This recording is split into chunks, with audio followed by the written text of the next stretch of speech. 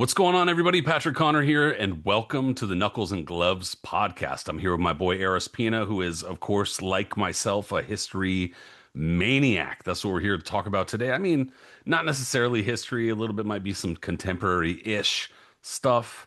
But Aris, first of all, what's going on, man? How you doing? Everything's good, my man. Everything's been really good. I mean, very busy. Boxing world, I guess, is, turning as it always is. And I mean, look, man, there's been more other things going Things are on besides technically boxing. happening. Yeah. Yeah, the Knicks won the championship, which was like the greatest thing I ever witnessed in New York. Cape Verde did absolutely amazing in the World Cup. And just, safe to say, the two teams that are in that playing for the finals this coming Sunday weren't able to beat Cape Verde in 90 minutes, so fuck them both. Hey,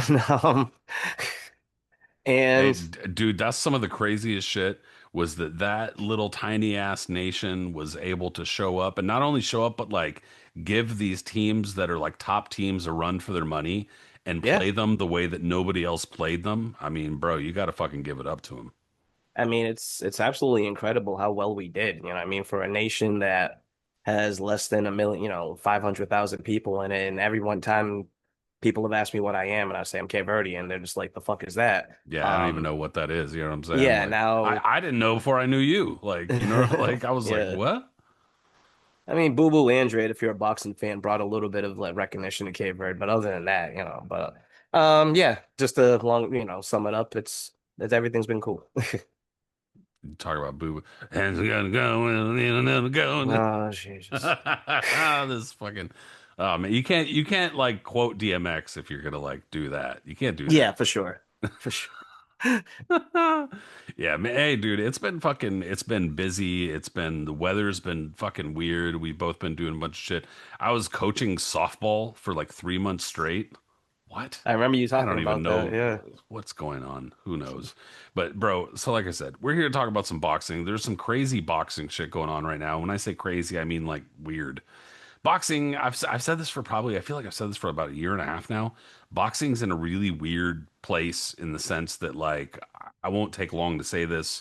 I'll just simply say that if you're a boxing fan, if you watch boxing, you already know. So I'm not going to spend time explaining to people who already know, but if you're tuning in for the history shit and you maybe might not be that aware of like what's going on in boxing and stuff like that, I'll just say that we're kind of caught between like a technological rift or kind of advancement right now where streaming and streaming apps and stuff like that, if you watch movies and shows, which pretty much everybody does, is also in a very strange place where a couple of years ago it felt like everything was like, oh, this is new and it's great and it's going forward. And now we've obviously regressed where you're not necessarily, oh, I'm only paying like 65, $70 and I'm watching all the same shit I was watching fucking a couple of years ago paying cable for $350. And now that is not the case. If you want to watch all your shit, you're paying like $200 a month again, which feels stupid and awful, which is exactly how boxing feels. Where it started feeling like, oh, we're going to consolidate everything with DAZN and then like ESPN. So you only got like three things and then you're good. You don't have to buy a whole bunch of shit. Now it's a bunch of pay-per-views again, buying a whole bunch of different apps, tuning into a bunch of shit.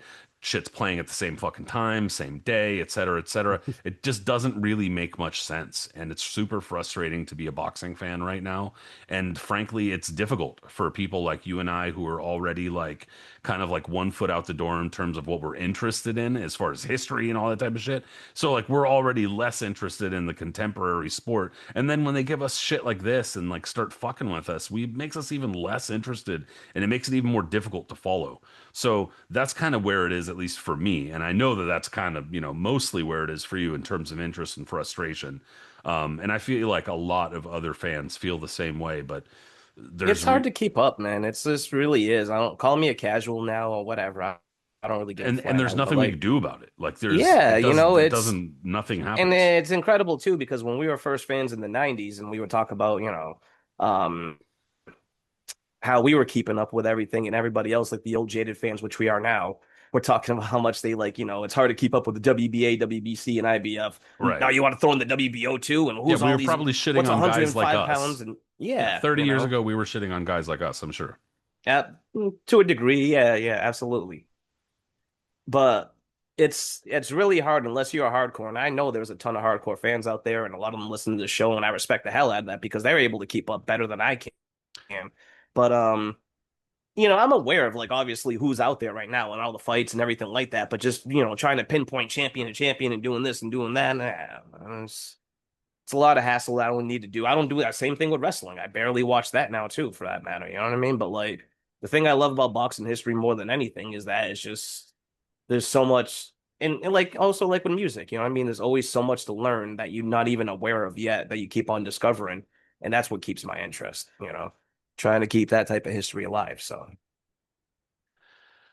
There's absolutely no question that like we still watch it, and we still like. yeah. I mean, we still, thankfully, for now, at least I'm mostly speaking for me, have jobs in boxing that pay us, and those things are scant. There are not very many jobs in boxing right now, and so we have to follow it to some degree. And it's not like I'm like shitting on boxing and I hate boxing, want it to go away. Clearly not, but in some ways it does need to once again get its act together because it's just not really making a lot of sense as far as what it's delivering for fans and how and the price, and it doesn't really make sense right now. So anyway, whatever, it moves in cycles. We'll feel good about it again in a couple of years. I'm sure there'll be some string of events that are great and make us cream our shorts and shit like that. It'll be awesome. But in the meanwhile, the only thing we're fucking creaming our shorts about is history. So speaking of creaming our shorts, well, speaking of cream, anyway, we're talking about Fat Boys. I didn't know how to segue, so I just found something. But now I remember a couple of years ago, and I think it was before Luis Ortiz versus Andy Ruiz.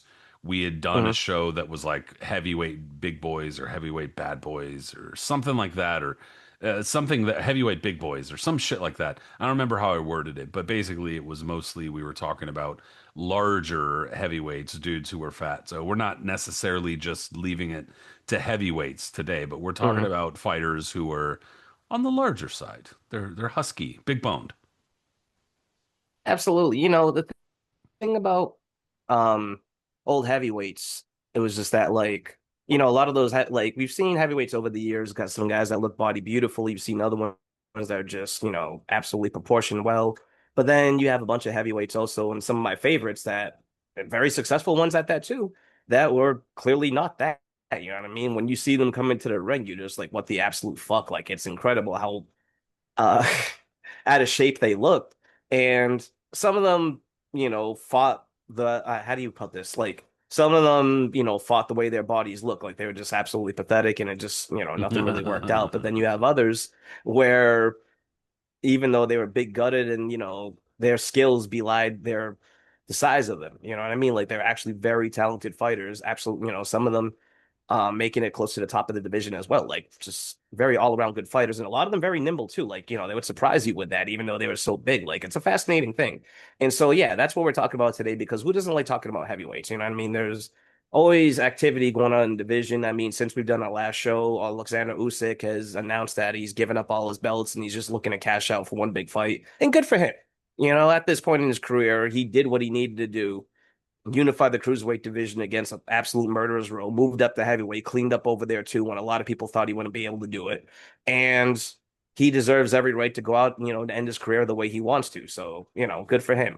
But there's going to be a scramble now for the rest of the titles in the division. Cabell now is WBC champ and all this other stuff. So it's just a good segue to talk about one of our favorite divisions. But also too, like we said, we're just talking about some of our favorite big guys. And we did a show like this a long time ago, one of our early ones, way, way back in the day when I don't even think we were on YouTube when we were doing it. But Yeah. it's just a fun subject because there was a lot of interesting characters that come along that we're going to talk about. So. Well, and I will say this too, and it's obviously related to what we're talking about, but also related to just kind of if anybody is listening in or watching and going like, "Who the fuck are these guys?" or any of that type of stuff.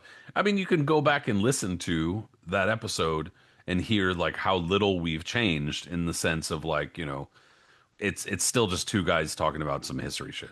Like Mhm. that's it. Like we're not lying on shit that we know. We're not going to start talking about shit or proclaiming shit that we know shit when we don't know it, etc. So I mean, anyway, but yeah, like we have done a few shows that are similar to this. I will say before whoever it is that we bring up first, AB, you're lucky. I seen you fucking lost some weight, bro. You're about to be on this list, homie. You're so close with your misshaped head and your weird body, bro. I Hope mean, he's. because it's all alcohol weight when you really think about it. Like, dad's I not really even, hope he stays off that shit for his sake. And for I'm his sure, sake, yeah. pretty sure he's got kids too. So I hope he just fucking. I hope he gets his shit together. He probably needs to stay away from getting his head punched, though. I mean, if he stays as a streamer, as obnoxious as he is, will probably succeed very well. But like you said, Honest, stay away from the ring. Yeah, honestly, he probably could, yeah, if he fucking stayed sober and stopped getting his head punched. But sure. anyway, so who's our But first one? Who we got to I bring up mean, first? it might be like cliche because he's obviously, very well known, had one of the more iconic nicknames in boxing history, especially for back then. And he's just, like I said, it's an easy pick, but it's like also a guy that my dad used to talk to me about a lot when I was a kid. And I thought his name sounded more like a wrestler than it did as a boxer. So that's two-ton Tony Galento. And Hell yeah. you gotta love a guy like Galento, man. Like, the ultimate character straight out of a film, out of a book or a film, like the way he was and everything, and like just, but you see his size, you see the way he looks. He looked, 2 decades older than what he actually was. Short, stout, had no like reach for anything, just a pure brawler that had little to no skill, but there was nuances to him that made him one of the more dangerous guys of that era. You know what I mean? Was that one? He was teak tough, like just an absolute street fighter from New Jersey, and kind of in the same mode. If you want to compare him to someone like Tank Abbott, yes, Abbott obviously was in better shape than him, had a wrestling background, and yada yada yada, but just two badass guys who flattened everyone in their path back in their day before they made it to like the big screen. You know what I mean? And just a dude who like had a monstrous left hook and was one of the more dirtier fighters in boxing history, but just overall character. And he actually was like many of those kinds of characters too. And I'm sure many of the fighters we're going to bring up today, he was somebody, Tony Galento was somebody who was like actually talented. He wasn't just like some nobody who was like a total piece of shit, despite the fact that that's how he's often talked about. Like, oh my God, even Tony Galento managed to knock down Joe Louis. Like, bro, Joe Louis went down against a couple scrubs. Don't get me wrong. He beat their asses too, but he went down. Like, so don't I let's mean, not Jack Roper even wobbled him. yeah, let's not get too excited here. But that being said, point is that he showed a lot of promise as a young fighter. Like you said, a dude from New Jersey who was a barkeep, and infamously, that line of work is obviously your entire job is to get people drunk and to take Mhm. their money to get them drunk. And so, needless to say, there's going to be a lot of instances where you wind up having to step in and whoop some drunk's ass. And that's what he looked like. He looked like a bartender that you wouldn't want to fuck with, basically. And that's exactly who he was. But early on in his career, very, very early on in his career, he was actually managed by Jack Dempsey. And I'm pretty sure we've talked about this before on this show. Like we've brought up this story before. But at some point, so Tony Galento, if you look at photos of him from when he was younger, there's a few photos of him with actually hair. Mhm. The mostly, if you see photos of him, he's like a balding little, little squinty face, little pug looking guy. And that's most of his photos, but there's a handful of photos of him younger when he still has a full head of hair, and he looks a little bit skinnier too. And anyway, managed by Jack Dempsey, but he started getting lazy. He didn't want to train. He'd come into the gym, fuck around. And apparently, one day, supposedly, as the story goes, and this is told by Jack Dempsey too. This wasn't even and corroborated by others because it was like a busy gym. But supposedly, Tony Galento's fucking around and sparring, like telling jokes, messing around, not fighting hard and shit like that. Dempsey was shouting at him or growling at him from the sidelines, like, come on, like, stop messing around, stop fucking around, blah, blah, blah. And finally, after Galento would not stop fucking around, Dempsey's like, all right, dude, fuck this. Give me the Mhm. gloves. put on the gloves, climbed into the ring, and like like he's got like a dress shirt and fucking suit and shit like that, and he's puts on the gloves and just absolutely beats the ever loving shit. And this is retired Jack Dempsey. This is Jack Dempsey when he's retired after maybe like 3 to 5 years retired or so. But he was also notorious for staying in really good shape in retirement and also fighting exhibitions until he was like, I don't know, I want to say he was about 45 or maybe late 40s. And so, long story short, got into the ring, beat the shit out of Tony Galento, like beat him bloody. Like everyone was like, stop, stop, he's already dead, that shit. And fucking beat the shit out of him and then kind of like just was like, all right, now that's how you do it. And fucking took off the gloves, threw the gloves, and was just like, now find another manager, motherfucker. And fucking he had to go find another manager. But that was kind of also the start of Galento's reputation as a dude who was a pain in the ass, like a talented fighter who could hit hard, but was a complete pain in the ass, didn't want to train.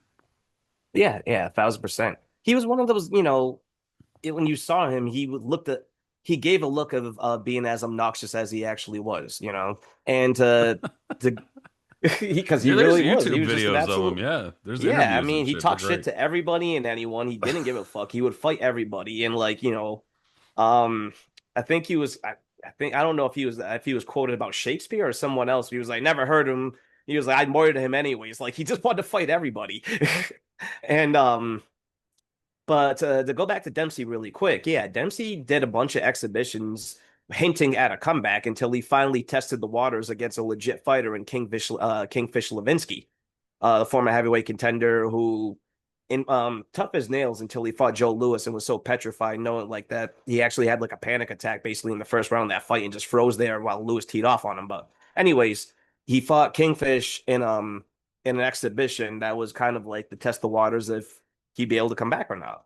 And Levinsky, there's video of it out there now. Levinsky kind of roughed him up and got the better of him and started beating. And then Dempsey knew at that point, like, yeah, I can still like stay active and get around, but I can't actually get back in the ring and try to be with these guys because like it's over. And that's probably for the best. Imagine Dempsey coming back in the early 30s and getting beat up by like, I mean, I don't know if they put him in with Joe Louis because Sharkey obviously was still there, but like, yeah, seeing Dempsey get beat up by someone maybe like Schmeling, yeah, you know. But Yeah, and there were a bunch or of like even kind of Mickey like Walker for that matter. Imagine yes, because it's a Walker bunch was of active during the second-rate time or some shit. dudes. Yeah, a bunch of Yeah. second-rate dudes or contenders who probably would have beaten him up too, and it just would have been ugly. Yeah, yeah, for sure. But Galento was one of those guys. I mean, he fought everybody that there was around back in that early, back in the 30s. And everyone wants to say, okay, yeah, bum of the month club, yabba, yabba, yabba, blah, blah, blah. That's just because Lewis was an all-time great. You know what I mean? Yes, he fought a few guys that were a little bit questionable and everything like that, but Tommy Farr was absolutely not a bum of the month. Um, I poor Johnny Paycheck, but like he wasn't an absolute bum. He just ran into Ramrod and Joe Lewis, Toro Godoy, Billy Conn, obviously. Like Lewis fought a lot of credible contenders. Lou Nova, Buddy Bear, all it goes on and on and on. But Galento, yes, he fit into that mix back then, and he lost to a lot of guys. Don't get me, because well, like we said, he was a talented guy, but he wasn't like the most skillful either. And if you were able to handle his rushes and keep him at bay and stuff like that, there's a good chance you would be able to like eventually stop him or beat him or whatever it may be. But like there were other times though where, because like we said, he was dangerous as fuck, dirty as hell. I mean, dirty to the point where he probably could put him in the echelon of Fritzy Zivic and to really go way back, Mysterious Billy Smith. Like that type of dirty. You know what I mean? Just did not give a damn, would do it blatantly in front of you, did it. And it wasn't even subtle about it like a guy like Fritzy was. You know what I mean? Like Zivic was the one that made like, being dirty subtle and like doing things and just knowing how to get away with it. Yeah, he'd be And like pounding yeah, on the motherfucker like this and like the fucking clinch or something. It'd be like, dude, what are exactly. you Like he doing? didn't give a damn. And to give you an example of that too, like probably his most famous or infamous, if you want to call it that, was his fight after Joe Louis when he challenged Louis for the championship. So everybody, if you follow Lewis's career, obviously you heard of two-ton Tony Galento, and you know of their fight wherein Galento hit him with a monstrous left hook and Louis went down from it. I mean, look, we you want to talk about, whatever you want to say about Galento, the man could fucking punch, besides being dirty. Like he was a monstrous puncher. Like, and that left hook of his, if he caught you with it, regardless if you were a great fighter or not, you were gonna feel it. And Lewis was never known to having the most exquisite chin. Like he was dropped, like you said, Pat, earlier, by multiple guys over the years. Jersey Joe Walcott dropped him twice. Jimmy Braddock dropped him. It's a He was bunch of wobbled by Tammy fighters, Murillo. He dude. was Like wobbled, like I said, by Felix Jack Trinidad Roper. was a guy who used to get dropped all the time by Yeah, like random. Oscar De La Hoya was getting dropped, but that's point right. is that Yeah. that doesn't necessarily mean anything. It's obviously not good to get dropped all the time, but But yeah, Galento caught him. But I mean, other than that, Lewis just, beat the absolute daylights out of him before it was like stopped.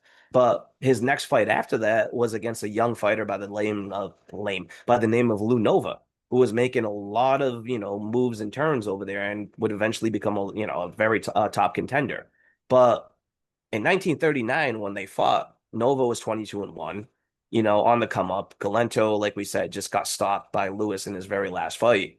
And it was expected that Nova would be able to pass this test when, flying colors. And instead, it became one of the most like vicious, brutal fights of that era. Like it's just absolute massacre. On Galento's side. Like, I'll let you take it in a second. Like it was one of those fights that Nova, you can he has never experienced anything like that. It's one of those type of beatings that you never really recover from either. Like, Nova still had a very successful career after that, but he was never the same after, getting the absolute daylights beat out of him in every which way by Tony Valento. yeah, dude, Nova was a dude who was handled by Ray Arcel actually, Yeah. and he was one of his earlier fighters that he actually handled like that, like because there were a number of fighters that like we've talked about this before, like on our, for instance, the boxing trainers episode that we did. That was a lot of fun, by the way, and in my opinion, fairly informative.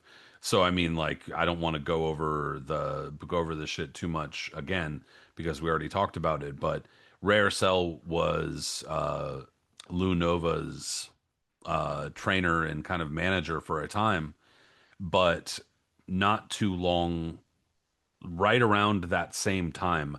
I'm not certain if it was before this, but right around this same time was when Lou Nova started getting involved with the yogi. So there was this dude who was a con artist, obviously, who claimed that he was a yogi. He was I don't even know how, like a mentalist, gosh, dude, I don't know how to, like a fuck, like a mentor or like a like he basically just claimed to be somebody who knew a bunch of shit and Hmm. was like oh, I know the mysteries of the universe type of shit.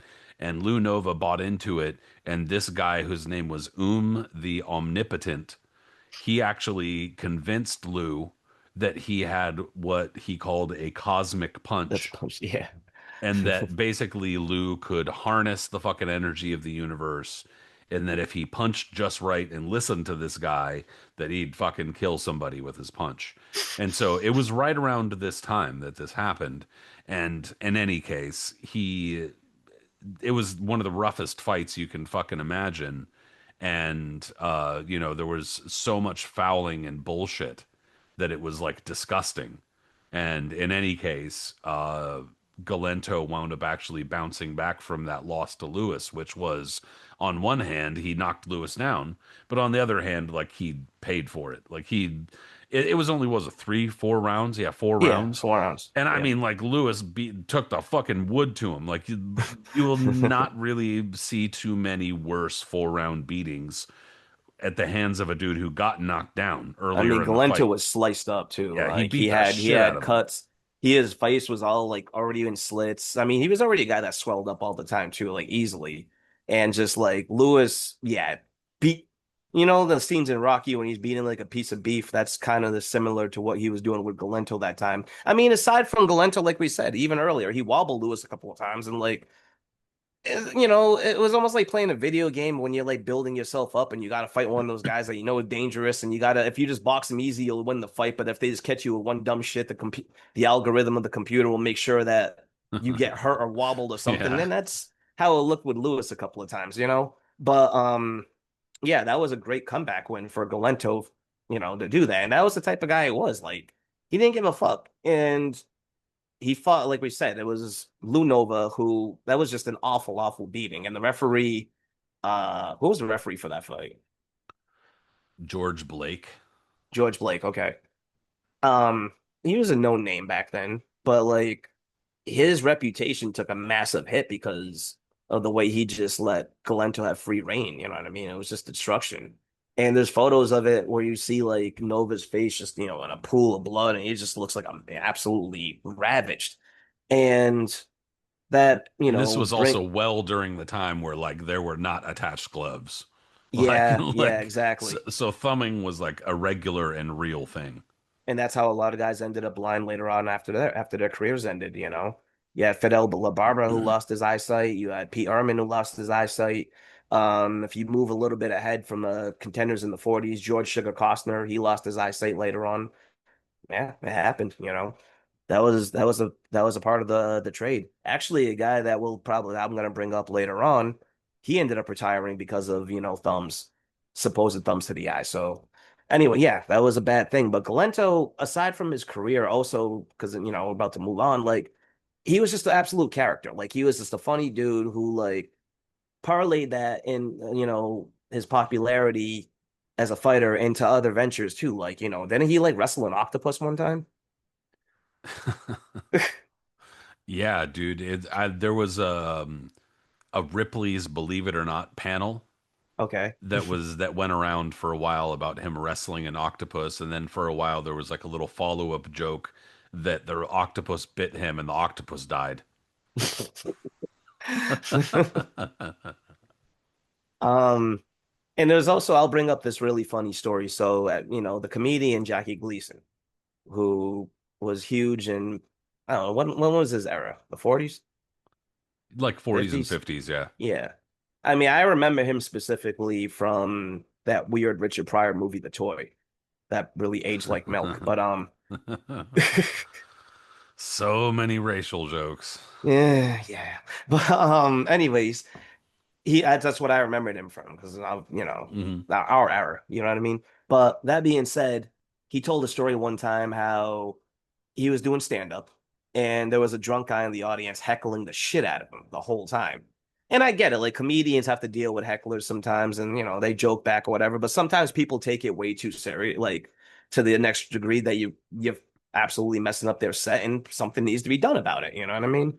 So Gleason, this is when he was young, thought of himself as a tough guy, and he probably could handle himself, Yeah, as an he's a pretty average good person. sized dude. I mean, Yeah, I'm sure he knew how to throw hands considering the era he came up in and all that. You know what I mean? In an average fist fight. So the guy kept on heckling him, and Gleason got annoyed, and he was like, "Bro, you want to do something about this?"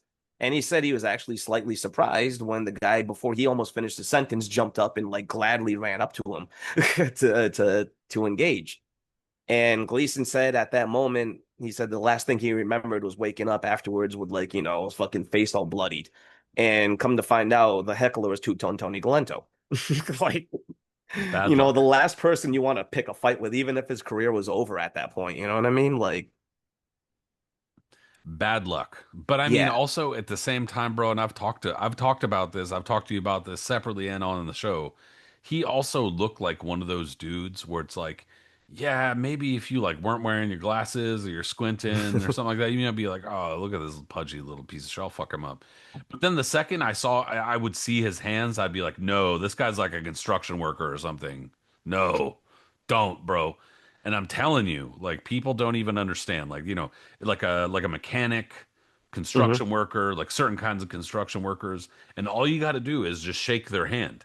And I'm not talking about like a marine where like they shake their hand and they do this shit on you and you're like, "What are you doing?" I'm talking about like you shake their hand and you're like, "Oh wow, you could fucking rip the bumper off a car." Holy fuck. Yeah. Cuz I got pretty big strong hands.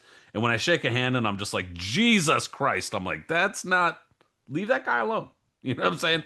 That's looked like Tony Galento. So yeah, that was a big mistake. Big mistake by Mr. Jackie Gleason there, dude.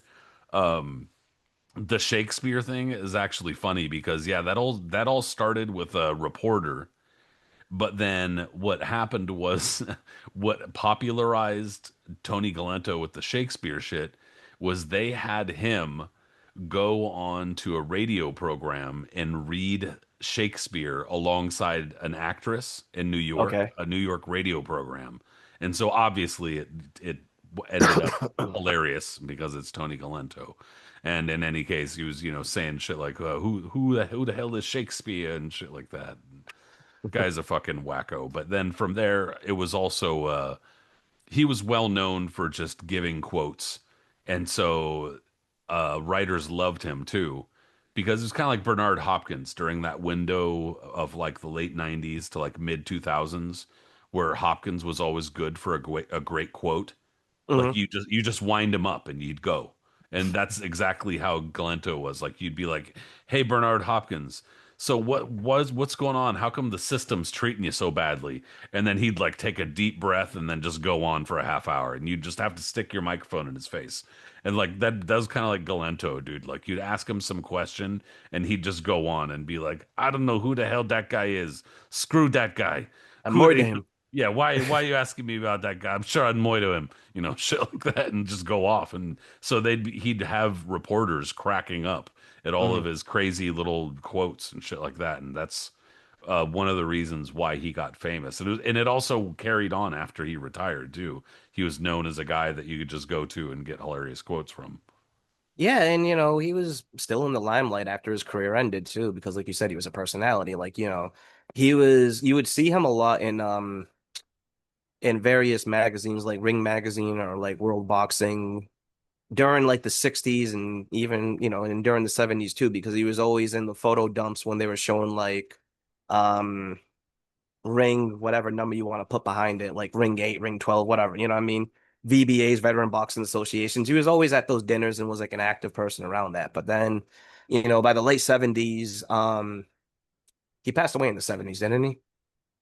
I Sounds believe he about did. right. Or like Yeah. maybe the early 80s, but Like like maybe 1980 or something, yeah, but but something like like late that. Yeah. 70s, yeah, but like, by the end he started having issues and I know he like lost one of his legs Hmm. and other things like that. So it was sad, you know what I mean? But Galento was just I had to bring him up, you know what I mean? Just one of those personalities you have to mention when you mention some of the beefier big boys in the time.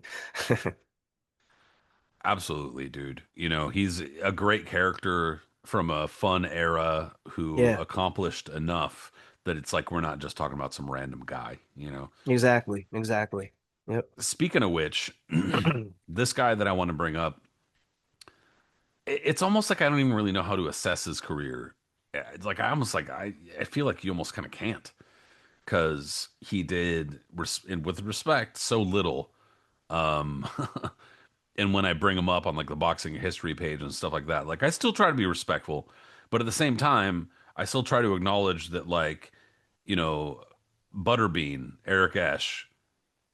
Well, I love the Bean. Are you kidding me? Yeah, no, it has nothing to do with me liking or disliking him or anything like that. But he was also, when you look at his record, and he was known as the king of the four rounders for a reason, he was scheduled for more than four rounds. I think it was like, so he fought, dude. All right, I got to bring it up now because I feel bad when I'm just like, oh, I think it was like 75 times. Now I just got to actually know numbers or I don't feel right. Okay, so he fought a total of 91 times, right? And he As a was pro? Holy shit. as a pro and scheduled for more than four rounds. I was gonna say four times, I think, but let's count it up. One, two,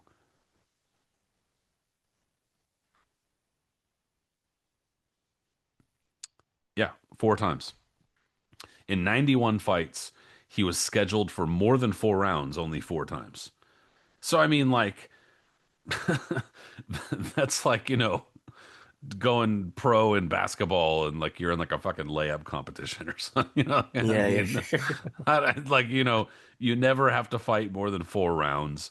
Like as out of shape as I've ever been, I've never been able to not go four rounds on the heavy bag. Like Sure. respectfully. So I'm simply using that as an example to say that like I respect every fighter who gets into the ring to some degree. I respect them as a fighter and the fact that they got into the ring. I'm Hmm. simply stating that you can't really talk about Butterbean as if he were an actual heavyweight contender. because he never was. Oh, I mean, of course not. But that wasn't, as you know too, that wasn't even his appeal. Like his Well, I mean, appeal people get was, mad is all. Like when you bring oh, him up, like motherfuckers are like, "You goddamn it," like I'm like, dude, I mean, I come on. respect we do respect the shit out of Butterbean. I mean, I've loved the listen, I've been a Butterbean fan before he even started wearing the red, white, and blue. That's how far back I go with him. And I even brought that up to him. He was like, wow, you really go back because I remember him when he was wearing jorts, like the farmer jorts that he was wearing Fuck in yeah, Tough dude. I Man, you remember. know? Yeah, dude, that was like the whole shtick.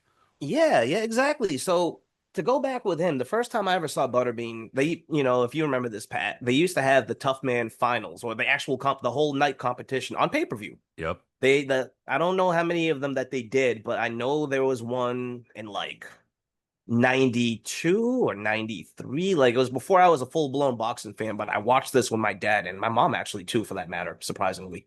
She was not a boxing fan until she was kind of forced to be one. But Well, like sorry, but but it was so like it was it was like street level enough that it yeah. was almost like you could get somebody who wasn't a boxing fan and be And it like, "Oh, was I like this." and it was fascinating to see like all of them sitting in the same pile, not knowing who was gonna fight each other. And then you'd be like, and then you hear Art Door, next up. He just pulls a card. It's the Butterbean! Eric Ash the Butterbean! And then you hear like the Rocky music come up, and he was like, he's gonna fight Bruce Gaucher! Bruce Gaucher, come up! like you're on the Let's fucking get Price is it, Right, get it, yeah. get it, get it, get And it. Butterbean in both pay-per-views that I watched, he made the finals in both of them. The first one he lost.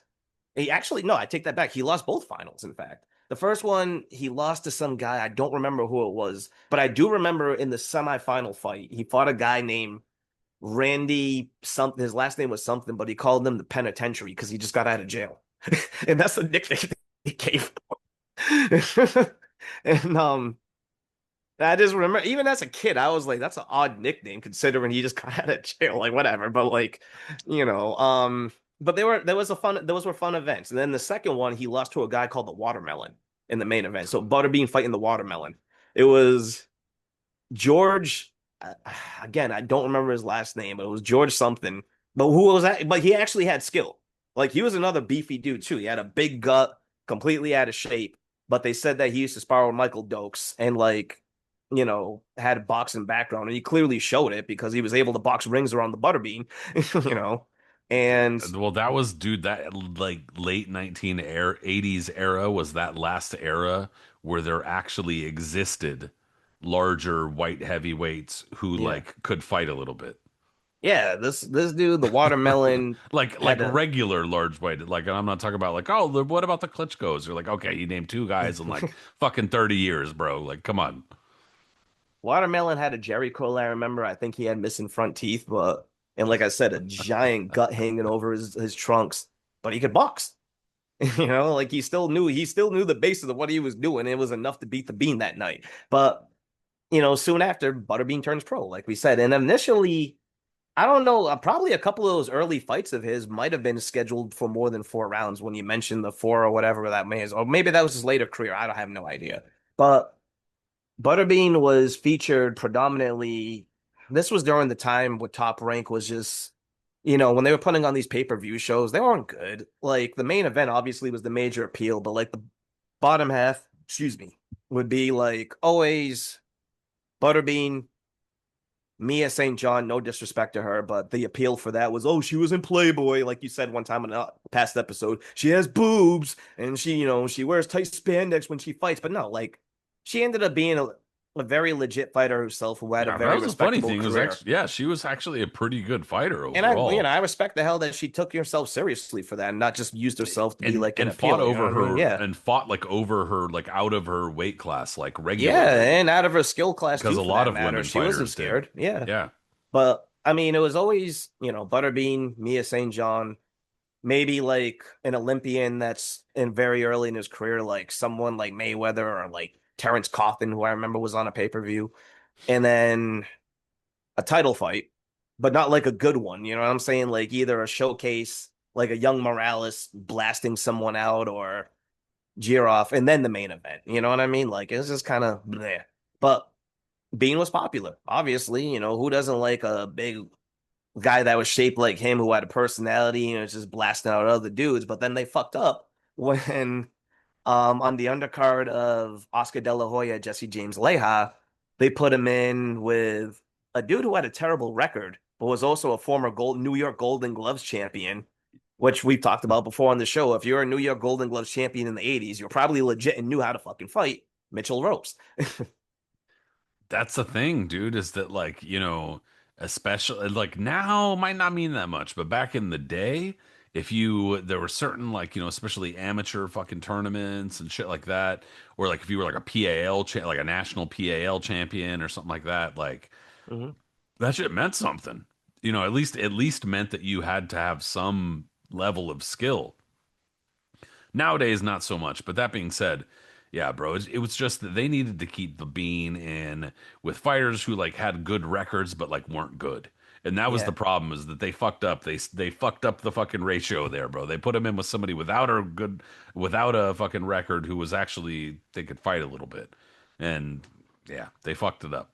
They, Yeah, it was bad. I mean, Rose, you could see why he would lose a lot because like he wasn't a guy that clearly kept himself in shape or really took it seriously, but he could fight, you know? And once he landed a couple of like once he like yeah, you survived get and I'm the sorry, bro. You could onrush, also go ahead. tell that night he showed up like he was like, bro, I'm Oh not yeah, losing to yeah, this yeah. fucking He guy. knew he knew what was going on. This was a He's like, I'm hometown. He not wasn't losing gonna to let a this guy guy. like Butterbean slap him Yeah, around. no way. And once he survived the initial onrush, which I don't even think he was really hurt, he got knocked off balance once or twice, but he was fine. And then he just realized he couldn't miss Butterbean with the could 1-2. punch. I mean, like if nothing Absolutely, he else, he could could fucking punch. punch. Yeah, you know. But once he started like landing that 1-2 combination and realized he couldn't miss it if his life depended on it, um, I, that was it, and just landed it over and over and over. And those right hand too, bing, bing, bing, back up, bing, bing, bing, bing, like over and over and over. And then Butterbean just, got stopped It was there. crazy to see like his legs go too, because just Yeah. his proportions are so crazy. But then like you see him and he was like woo, like wobbling, and it was like, what's happening? What is going on? But so that was the hiccup. They tried to put him in with someone they thought that they could still win, and that was a complete fuck up. But that didn't deter his popularity. If anything, I remember reading in the Ring magazine after that fight that they said that Bean had more autograph people hounding him after that fight than even De La Hoya and other people. Like everybody loved the Butterbean. And he fit in with that 90s era too, when there was just everything to excess and wild shit and whatever. Like, Bean was a commodity. And to his credit too, like Tony Galento, he wasn't out as landish as Galento and talking all this shit, but like Bean was a personality. He knew how to market himself and being featured all the time on whether it was these pay-per-view undercards or even like you see him on Tuesday night fights. In Mhm. fact, he was this still bothers me to this day. He was the final fight on the final Tuesday night fight card. I remember, yeah, You dude. remember that poster Yeah. too when they made him look all muscular and shit, which was hilarious. And they have like a cut under his eye that's supposed to make it look like he's like tearing up. Absolutely, Well, whatever. I But can definitely tell you that Mitchell Rose did not. I'm sure he got like a boost of popularity from it, but like it didn't turn him into a star. He didn't have the talent, the consistency, or the personality who to Mitchell have, Rose? yeah, to have that I, kind of win, like, catapult him into stardom. It didn't happen. You know what I'm saying? So obviously, Butterbean was still the star, still the name, even after that Sure. loss. But like Mitchell Rose too, I mean, that was another personality that had a whirlwind after that Butterbean fight. He wrote a book. I can't remember the name of it, but it was a wild uh the name of the book was wild. That's what I'm trying to say. Yeah, it was like a crazy like name to the book. I don't remember what it was. Um he had an altercation with Mike Tyson that didn't end well for him outside on the street. I think he said that him and Mike were partying at a club in the early 2000s, which sounds about right. I could see those two crossing. I'm sure they knew each other from, both being, in the NYC area Yeah. and stuff like that. Absolutely. But he said that they were partying together, and after Mitchell Rose went outside and Mike Tyson walked out with a couple of girls, and Mitchell Rose yelled out, "Yo, Mike, what are you gonna do? What are you gonna do with those chicken heads or something like that?" Or just, and Mike probably, if this is the era that he talked about, then definitely hopped up on something, took offense to that, snapped, and attacked Mitchell Rose.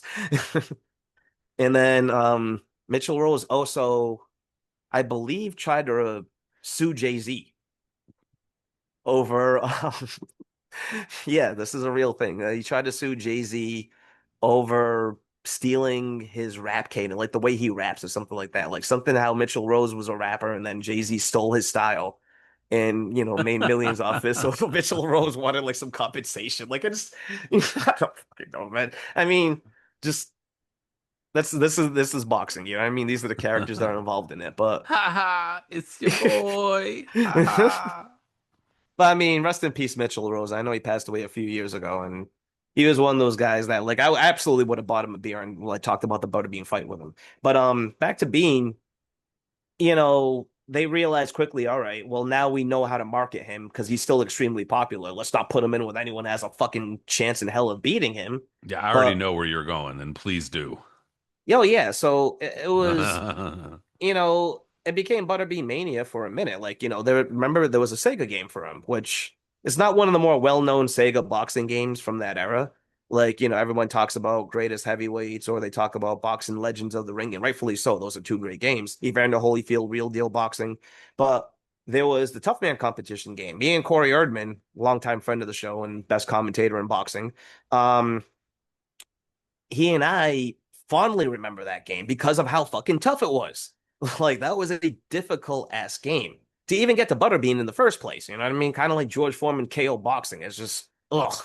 They made it way too difficult. But the off chance you made it to the bean, it was really cool. Like you beat the last guy to get to him. All of a sudden, Butterbean gets up from the audience, takes off his jacket, and there he is, and he walks in the ring.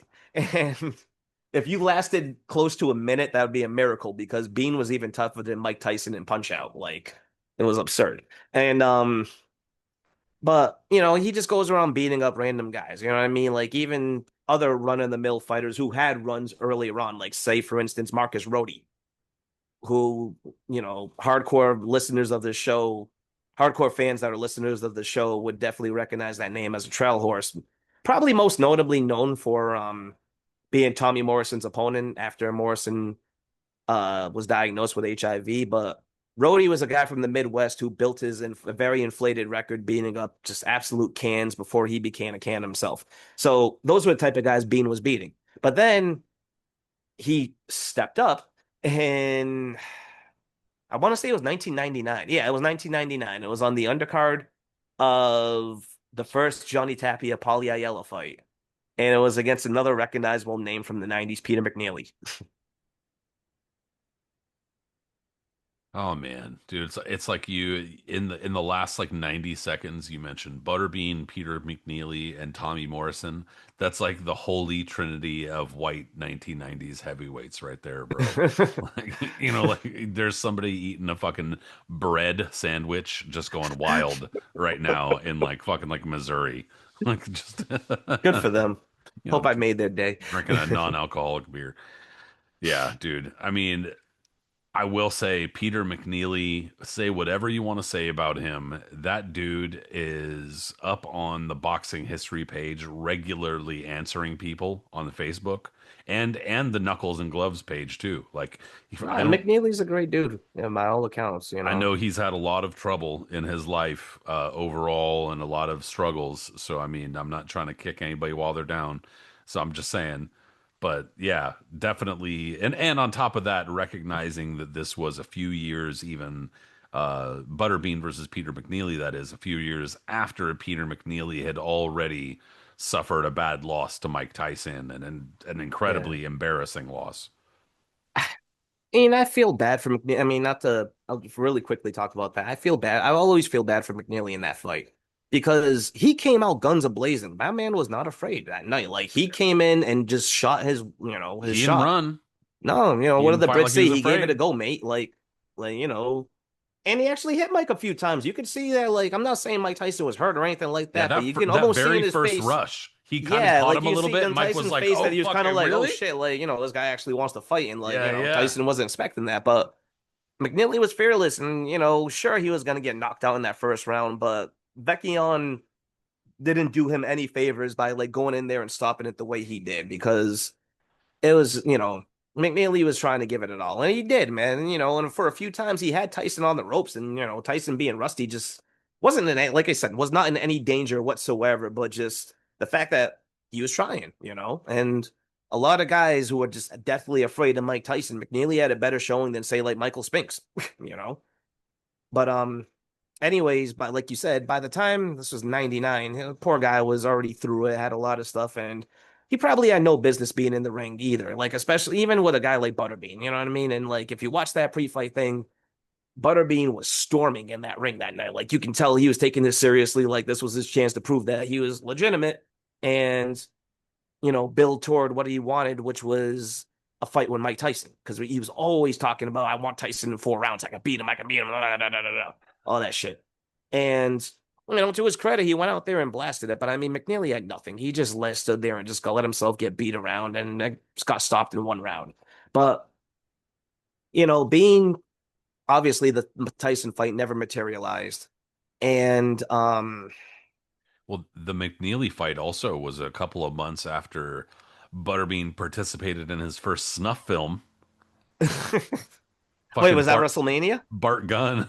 Oh God, and that's a whole other thing, man. So Yeah, we can't that gloss well, over that. We got to talk about oh that. no, absolutely. So the thing about that is that like remember when I mentioned earlier that Bean had a Yeah, you know personality. way more about the background of this than I do. Oh yeah, like Butterbean had a personality and like was using that to his advantage, obviously, where he would like we said the video game and other things use television appearances, whatever.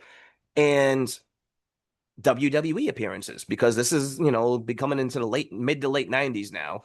And Bean's a personality, and WWE is getting more and more on the edge of like, trying to be as crazy as they can be because that was America in a nutshell of just everything was whatever. The more crazier and wilder, better ratings and all that other bullshit.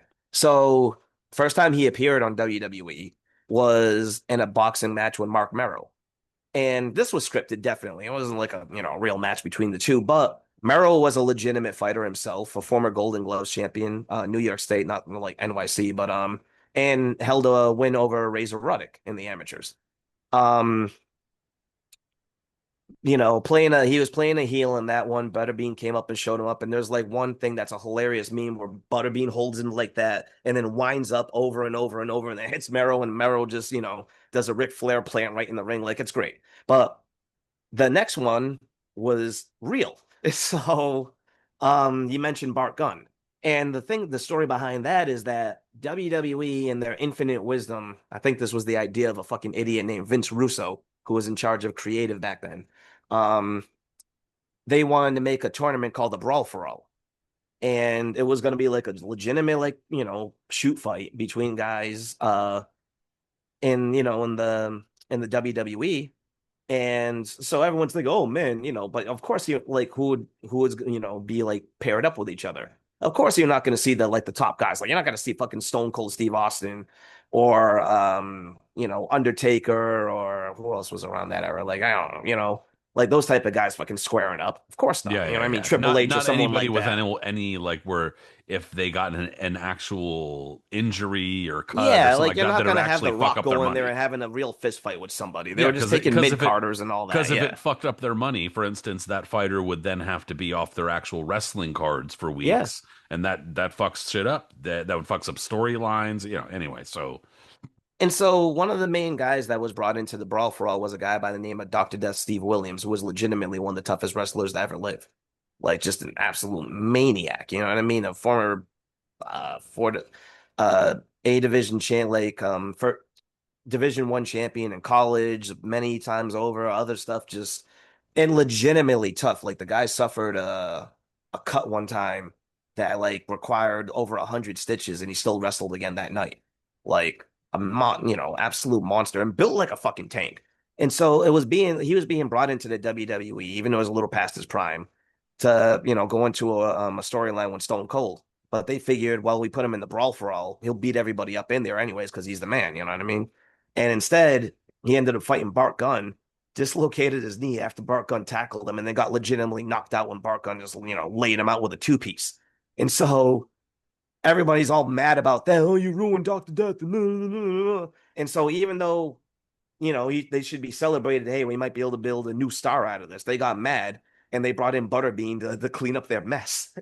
And Poor Bart Gunn, man. There's a difference between like beating up other guys in the locker room who clearly don't know how to actually like box or anything like that. They're just bar tough.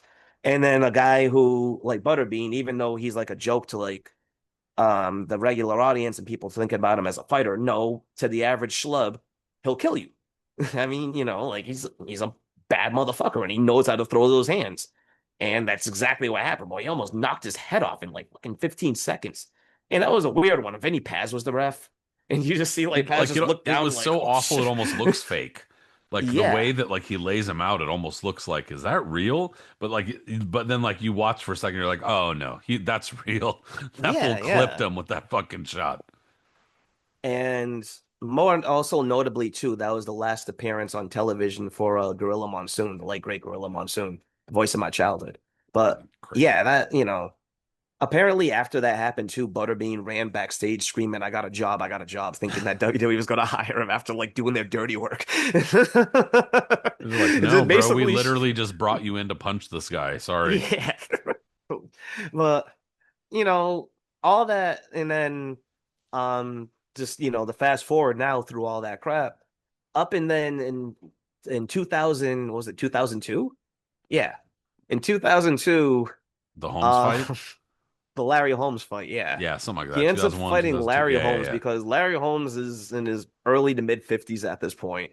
But has absolute disdain for Butterbean, understandably. I mean, Holmes is like we talked about, has always been kind of a bitter guy, but like he just, says, "I can get out of my couch right now and This slap you guy up." is not a real fighter. Yeah. I'm gonna kill this guy.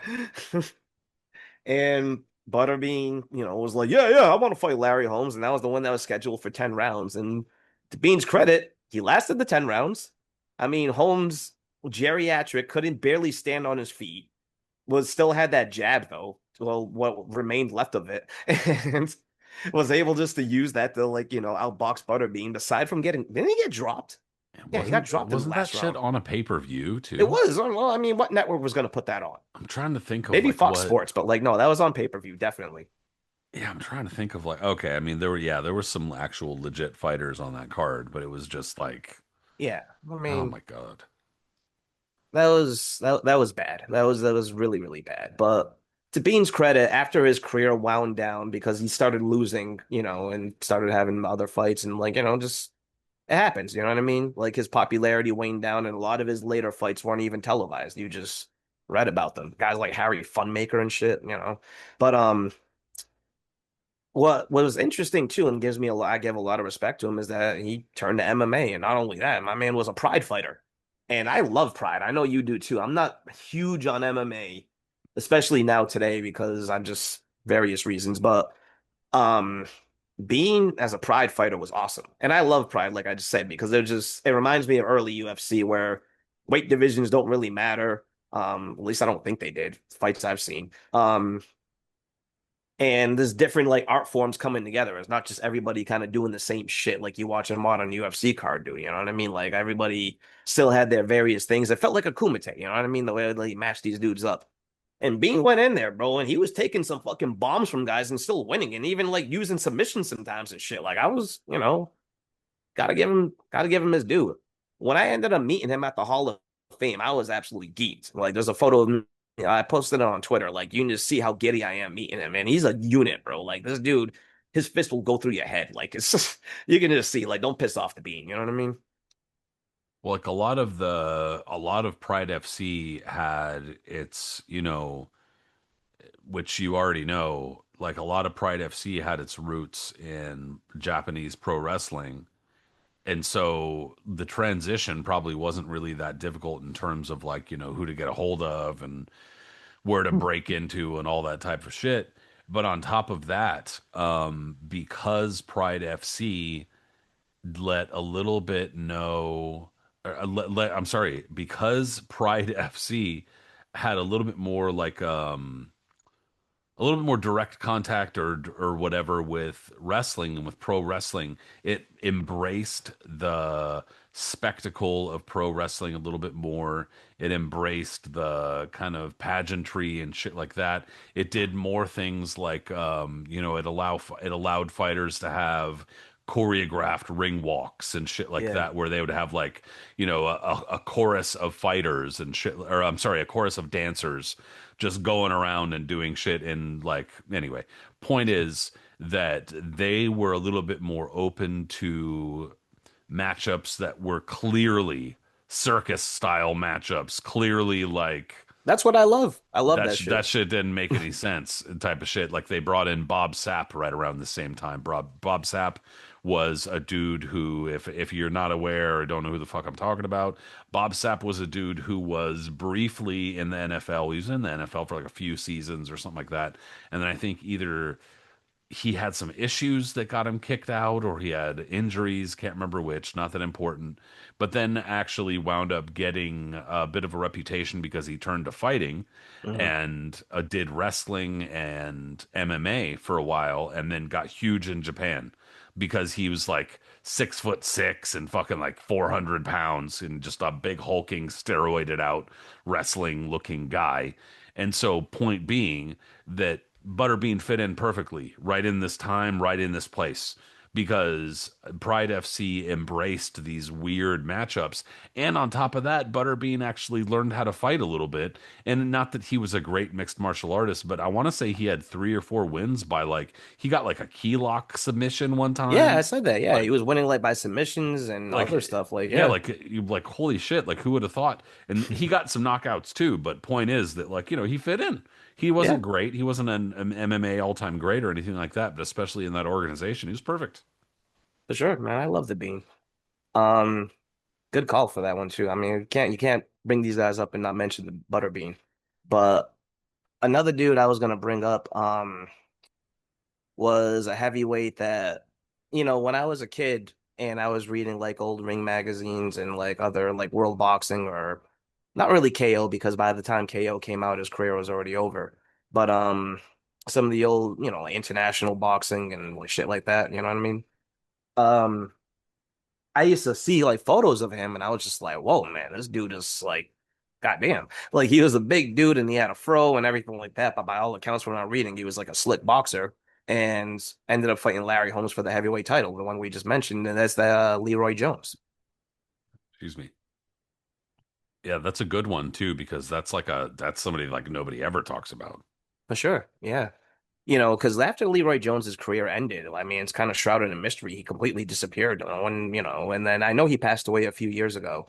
But other than that, he was that there's no accounts of like interviews with him or anything. Like he kind of just went persona non grata.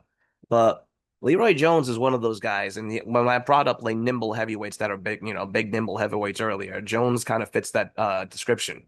Excuse me. He was a guy that former New York City Golden Gloves champion. Um, Came from the South originally, then moved to Denver, Colorado, and then like, also made residence in NYC for a bit. And was one of those guys that, besides his body, and I mean like, he definitely looked like he was more of the massive, like a Buster Mathis senior. Like he came in grossly overweight a lot to his trainer's chagrin.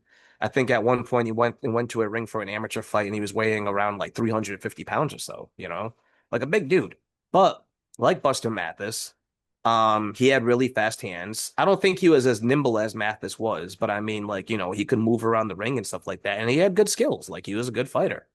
And coming up in that heavyweight division of the late 70s, where there was just a lot of like peaks and valleys going on there. Like, you had the kings of the division from the early 70s up into the mid ones, like kind of, fading away now. Like Ali, Norton was still hanging around, but like he was fading out. Frazier was done by this point.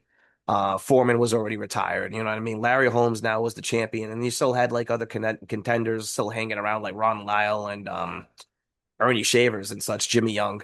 But um, there was a crop of like young guys coming up too. You know what I mean? Like we mentioned Michael Dokes earlier, and then you had Greg Page, and then you had uh geez, there was a lot of them. John Tate, obviously, who became WBA champion. And, Trevor Berbick would eventually emerge. You had Bernardo Macardo, you had, Tex Cobb, which funnily enough sounds like really Tex Cobb, and not like, he could fight his ass off. Um, and others, and then there was Leroy Jones. And Jones, again, like one of those, he fought a lot of good fighters, you know what I mean? Like he ended up beating a young Mike Weaver before Weaver actually started really taking the sport seriously. But I mean, that was a name on his belt. And other guys like Pedro Lavelle, Jody Ballard, who provided good, good competition for everybody. Dino Dennis, not bad names. So looking around real quick, it looks like um, Leroy Jones was actually the funny thing was going into the Larry Holmes fight, he was fairly unknown. And so there were a handful of guys that Larry Holmes fought for the title that were like not super well known or kind of seemed like they came out of nowhere, and Leroy Jones was one of them.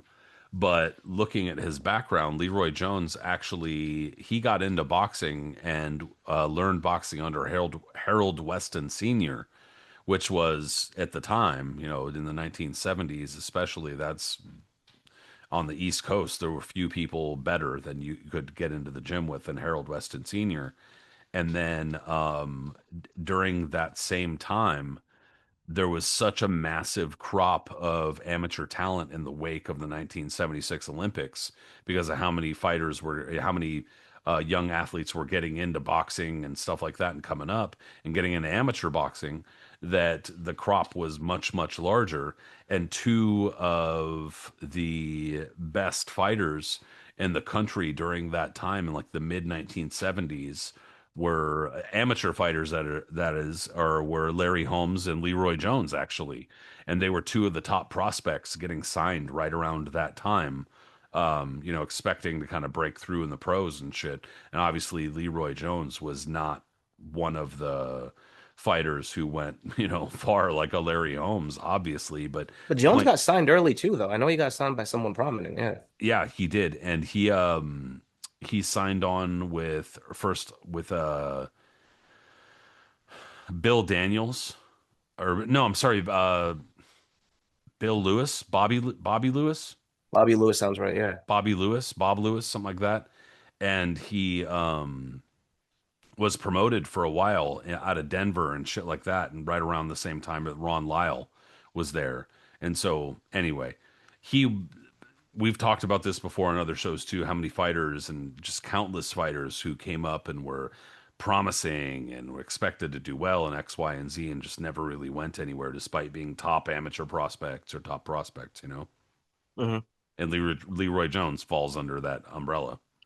Yeah, his career started anonymously enough. Like, he was fighting places like Wyoming and then, in Denver, but he was also fighting in like the shady clubs of Vegas, not like the top ones, but like the Silver Slipper, which we always had on their Wednesday, every Wednesday they had a show over there, which would feature sometimes prospects, sometimes, journeymen, always a collection of mismatched fights. But I mean, always entertaining, and that's why it lasted for as long as it did. And if you look at a lot of guys' records from back in the late 70s who were come on the come up, a lot of them made appearances at the Silver Slipper on those Wednesday night shows.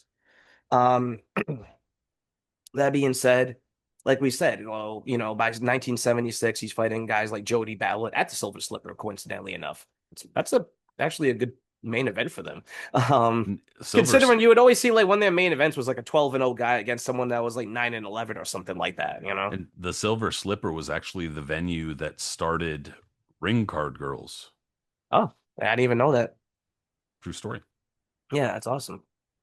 But he beats Jody Ballard. He beats Pedro Lavelle, who was another heavyweight, not really a known, but he was a known name back then. Yeah. And then in '77, his biggest win at that point was against Dino Dennis. And Dino Dennis was a heavyweight from New England. Actually, fought quite often in New Bedford, my hometown, and other surrounding areas. And was a good fighter. He wasn't a bad. I mean, he was not a bad fighter at all. In fact, I mean, good for the New England area and good to be like locally enough. Like I think he beat Scott Ledoux and a couple of other names back then. But like when he had to step up, like really step up, it just didn't end that well for him. I mean, his first major fight on television was against George Foreman, comebacking, rampaging George Foreman, and that went about as well as expected. I mean, he was tough, really, really tough in that fight, game as fuck. I mean, he took an absolute shellacking to the point where you see him just getting pummeled, and then you see Al Braverman on the ring apron screaming at the ref to stop it, like, please don't let my guy die right there. And Foreman is just, over and over and over on him. And then so at that point he was kind of damaged goods. He ends up losing to Leroy Jones, and then Jerry Cooney bloodied and stopped him in a few rounds, and his career never really recovered after that. Mike Weaver, like we mentioned, Mike Weaver would go on to become WBA heavyweight champion, give Larry Holmes one of his toughest defenses and all that. But at this point, well, Weaver was already actually turning the corner at this point, all right? Because earlier in his career, Weaver would even admit that like the only times he would only go to the gym once or twice a week, just hit the heavy bag, didn't really do anything else. And anytime he took a fight, that was because he had like bills unpaid or he needed groceries or something like that. Like he wasn't going into taking a fight because he wanted to have like a career. He already relegated himself to being like a journeyman. It wasn't until Ken Norton started sparring him and excuse me, I'm losing my voice over there. It wasn't until Ken Norton started sparring him and was like, bro, you could really do something with yourself here. You have talent and you have power and blah blah blah. And then he got up with a good manager and then started and then got with Ray Barnes, the former pro, who was a great trainer himself. And that's when his career really turned around. But at this point, this was still a transition for Mike Weaver. And so Leroy Jones beating him by decision wasn't the most surprising thing, even though it becomes a highlight on his record. You know what I mean? Um, and then by the time he's getting ready to fight Larry Holmes, this is 1979 now. And another name that people on this show might recognize, again, that's Harry Terrell. And Harry Terrell, was not a contender in the least, but he was a tough guy, especially early, like in the late 70s and early 80s. He's probably best known when he made that ill-advised comeback in the 90s, and you see him become a highlight reel for Tommy Morrison for that disgusting knockout. Morrison like throws an overhand right from Oklahoma and just clobbers him, and Terrell flails into the ropes, and just like the way he falls, it's a bad one. It's a nasty knockout. And by 79 he was, what's the word I'm thinking of? He was serviceable. That's the word, serviceable. You know what I mean? Like he would put in rounds with you, and like he fought Weaver, he fought others. Like he was a tough guy. But the fight with Larry Holmes, you know, Jones came in and like I talked about him being a little bit nimble and fast-handed. You don't see any of that in that fight. He looks bad. He plods along. Holmes just jabs the hell out of him, hits him when he wants to. The body is right there for him to do. He has a couple of moments where he hits Holmes. You know what I mean? He tries, but a lot of it is like sloppy, you know, angling, trying to get at him and all that. And then after the fight gets stopped, he said the reason why he looked so bad was because, well, it became a common theme with a lot of Holmes opponents and their complaints about Larry was that he was thumbed. And Scott Ledoux was another one that said Larry Holmes used his thumbs and he couldn't, fucked him up, and that's why he couldn't continue. Ernie Shavers accused him of using his thumbs. A lot of people did, and honestly, I could see it. Hoy Holmes would be throwing that jab and stuff, and some of the way his glove was positioned, you could totally see a thumb catching you right there. Like, Hmm. absolutely. Yeah. Absolutely. Yeah. And so, unfortunately, though, this leads credence to him actually, to what he claims happened. He had to retire base. I mean, he had one more fight after this, but he had to retire with a detached retina because of the Larry Holmes fight. So, Yeah, he earlier on when they had asked him like before the Larry Holmes fight, they were asking him like, "Oh, like what are your best performances or what are your best fights?" He said the Mike Weaver fight for, like that makes sense because Mike Weaver was a talented fighter. It was just like we've talked about him a number of times. He's inconsistent, didn't get up for fights, was and to be fair was not matched I don't want to say fairly, but he just was not matched like he was the commodity. You know what I mean? Like he was sure. brought in Yeah. last minute a number of times, et cetera. So, that being said, he named Mike Weaver. He named, God, I just had it up, dude. He named frickin' who was the third guy? He said Mike Weaver, Dino Dennis, sorry, that was the third guy, and then Larry Frazier, laughing Larry Frazier, who was a dude from the Pacific Northwest. Actually, he was born in San Francisco and fought out of Seattle and was actually considered a prospect and a good fighter. And until he only had like maybe like he was like 7-1 or something like that when he fought Hmm. Leroy Jones. But Leroy Jones wound up beating him twice, and so he named him as one of his best opponents or something like that. But I just wanted to bring it up because later on, Leroy Jones, a few years after that, got high on PCP and beat up a cop.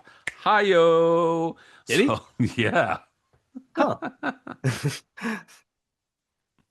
So yeah, I Damn. mean that. Yeah, I didn't really have any boxing shit to say. I just want to talk about the dude who got high on PCP and beat up a cop.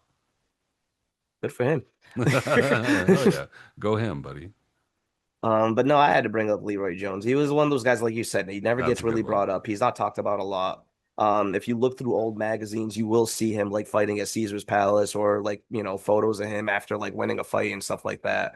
And yeah, I just like to bring up guys that I've never been, really talk about. So Well, and since you brought him up while we were talking about Leroy Jones, I actually thought about this too. I wanted to bring up George Foreman, and the reason why I wanted to bring up George Foreman is because he was not fat, and despite the fact that for like God, dude, it was like from like 1987 until 19 like 97, and at least in the last few years, from like 95, 96, 97, he did get kind of fat. He was actually getting kind of fat when he was like in he was like 48 years old.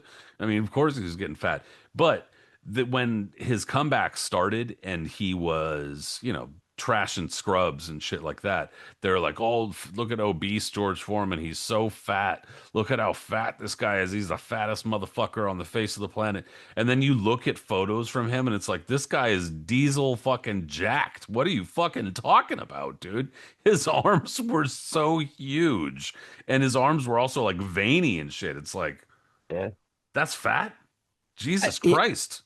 Honestly, I think it's because I mean, early fights. If you watch like that grainy footage of him in backwaters of Florida and other weird locations, with like Rick Parker behind the helm of it before Bob Arum was like, "Fuck that, I'm taking over." Foreman wasn't like in the shape that you would see him, I guess, in like 89, 90 when he started like really but he wasn't out of shape either, like you're saying. Like, he was still progressing, like he was still transitioning, like really getting back into the groove of things. But Yeah, I'm not saying he yeah. was Oh no, like skinny, no, no, but no, no, no, not at all. But like, this his fool was arms not were what they were just like saying. no, by when he started like I want to what was it, 88, I think he was like on the cover of Ring and he still had like a buzz hair and he's like posing by like posing by like a heavy bag or something, right? Or something like that. You can see how big he is. Like you can just see the size of his fucking arms right there and like his whole just his, He's straps and massive. everything. Like he's a massive individual. And then when he really started coming to his own by like 89, 90, he had, in my opinion, he had his peak in 1990. Like, all cylinders were going. That's when he was like showing his destructive side of, how he was back in the day. Even in 91 too, when he fought Holyfield, like it was, elements of all that. Things started like dropping for him, I would say, by 92 after the Alex Stewart fight. But when you saw him in 1990, bro, like I mean, the way he ravaged Jerry Cooney, the way he like destroyed poor Adelson Rodriguez, and so effortlessly too at like both of those, you know what I mean? Like the Rodriguez one especially, like he's just kind of man that like Lampley, it was either Lampley or Leonard was saying that like it doesn't take much for Foreman because it doesn't look like he's using a lot of strength, and it didn't look like he was throwing a lot either when he hit Rodriguez with that hook. It was just a big, just a throwaway hook, and he hits him, and Rodriguez just, yeah, man, Like poor he was guy just like a year dead. Like ago. it's like Poor guy a year Jesus. ago got absolutely annihilated by Holyfield. Then he has to go through a second God, beating. yeah, Like, that oh, that that was like one of the worst runs for a heavyweight. Poor guy.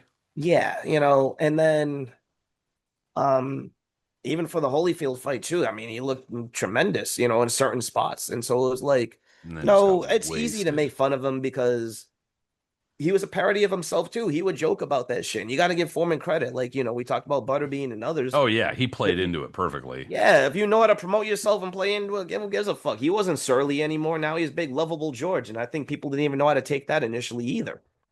Yeah. Well, and I will say this.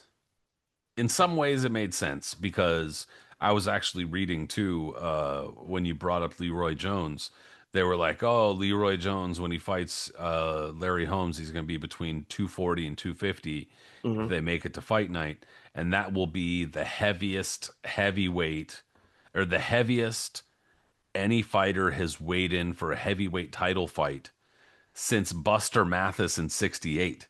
And I was Jesus. like, that goes to show you how much shit has changed. I mean, for good and bad, For obviously, sure. that nobody was weighing over 230 something in almost 15 years for a heavyweight title fight. Hmm. Holy shit.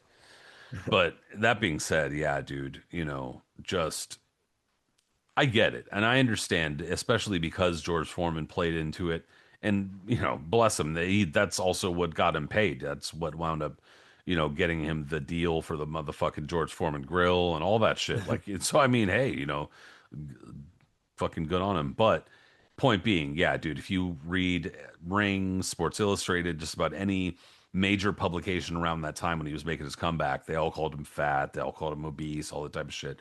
And again, I get it. It was just not reality.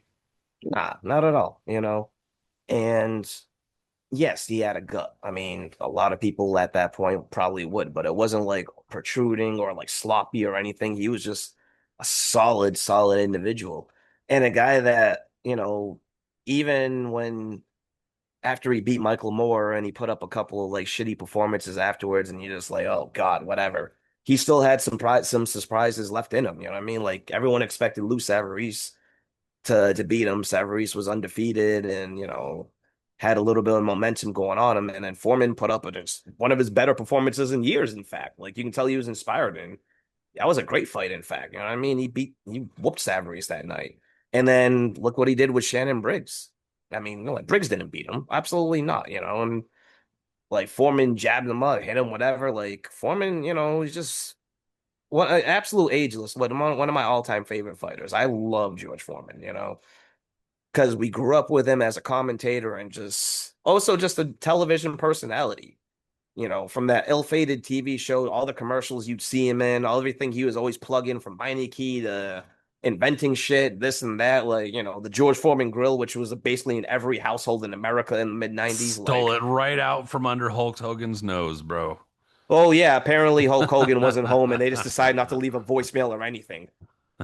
No, no, nothing. We're just gonna call the next guy. I guess he doesn't want it. Like, what a fucking idiot. And then on top of that, he comes out with the Hulk Hogan Thunder Mixer, which sold like 20 copies. Like, loser.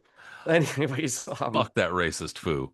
yeah, I have no love for Hulk Hogan. Um, and I'm glad George got that. Imagine Hulk, like, there's no way that like that grill would have survived, like, would have been as popular with Hogan instead of George Foreman. Only anybody can just take that whole "hey brother" thing, like, only so far before you're just like enough is enough.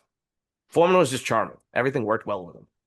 But and I love that he said, and I love that he was like, "Oh yeah, I got practice." When I was like, preaching and being evangelical to like get my act down to be like, everybody's favorite uncle or dad or whatever. You know what I mean? Yeah, I learned how So about religion taught me how to manipulate. yeah, shit. Um, Another heavyweight though that I was gonna bring up. And this one had a sad ending, man, but he was a talented guy, but there were just a lot of factors involved in his demise. But a part of the ill-fated um ill-fated tomorrow's champions, and I believe actually no, not believe he was supposed to be the heavyweight for the 1980 Olympic team that didn't end up going to Moscow, and that was James Broad. That's yeah, we actually so when we talked about the big heavyweights or big bad heavyweights or whatever it was, I had to go back because I was like, all right, I need to double check who it is we talked about just so I don't, do too much repeating. And we did mention James Broad, but Okay. worth repeating again though, because it's not like, somebody that gets brought up on every podcast or whatever every day.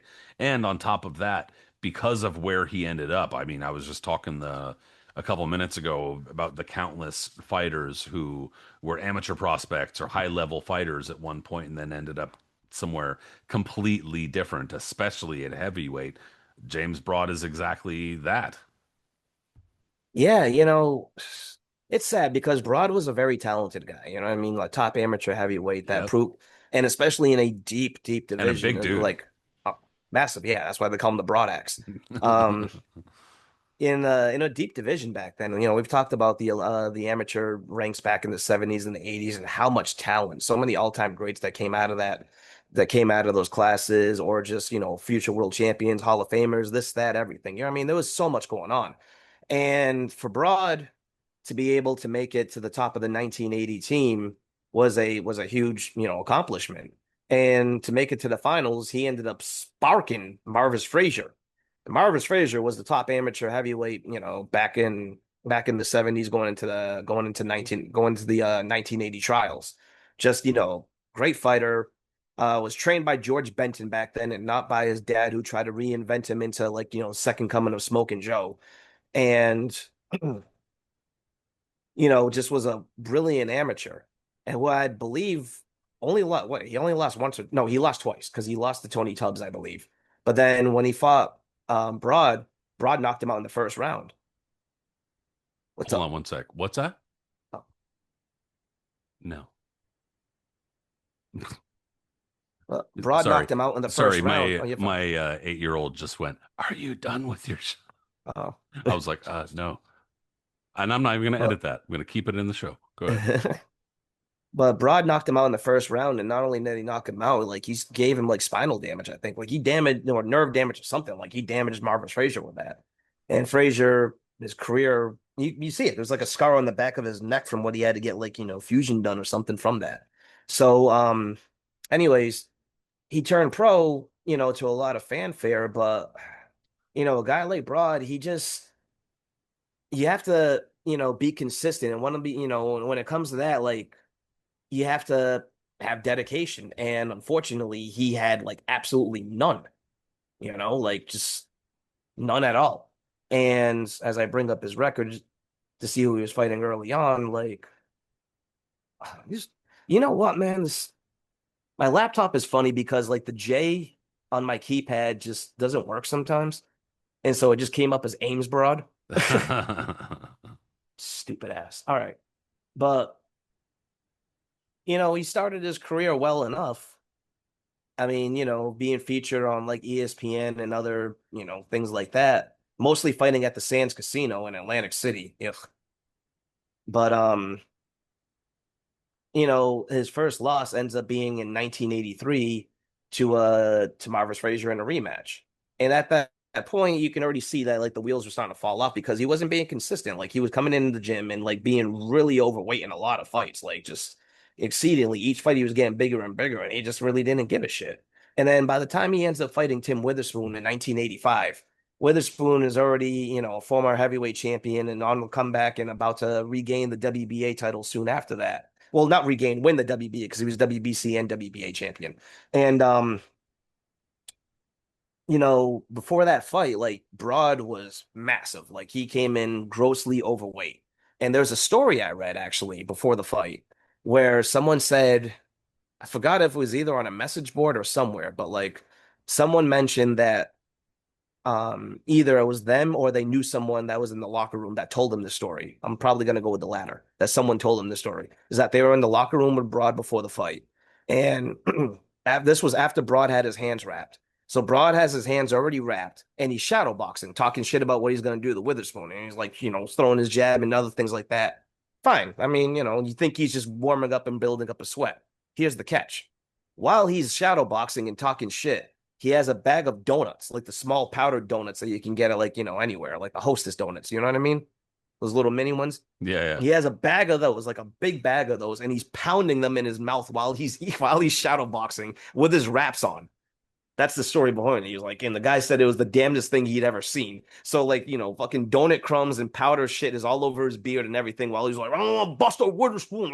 That's some straight up James Roper shit, to be I honest. mean, straight up. You imagine just pounding fucking donuts while you're shadowboxing before a fight. I'm not And gonna with lie his to you. If you look at me and my body type, I definitely could imagine that shit. Anyway, go ahead. but he ended up, what was it? 2 rounds he got knocked out in. Yeah. Yeah, and it's a nasty knockout too because the way he goes down, it's like fucking timber. The ring literally shakes. Like you just, and it's big, and it's unfortunate too because at this point, he loses. Everyone starts losing respect for him. No one really wants him around, and they start making fun of him, calling him broad ass instead of broad axe and things like that. But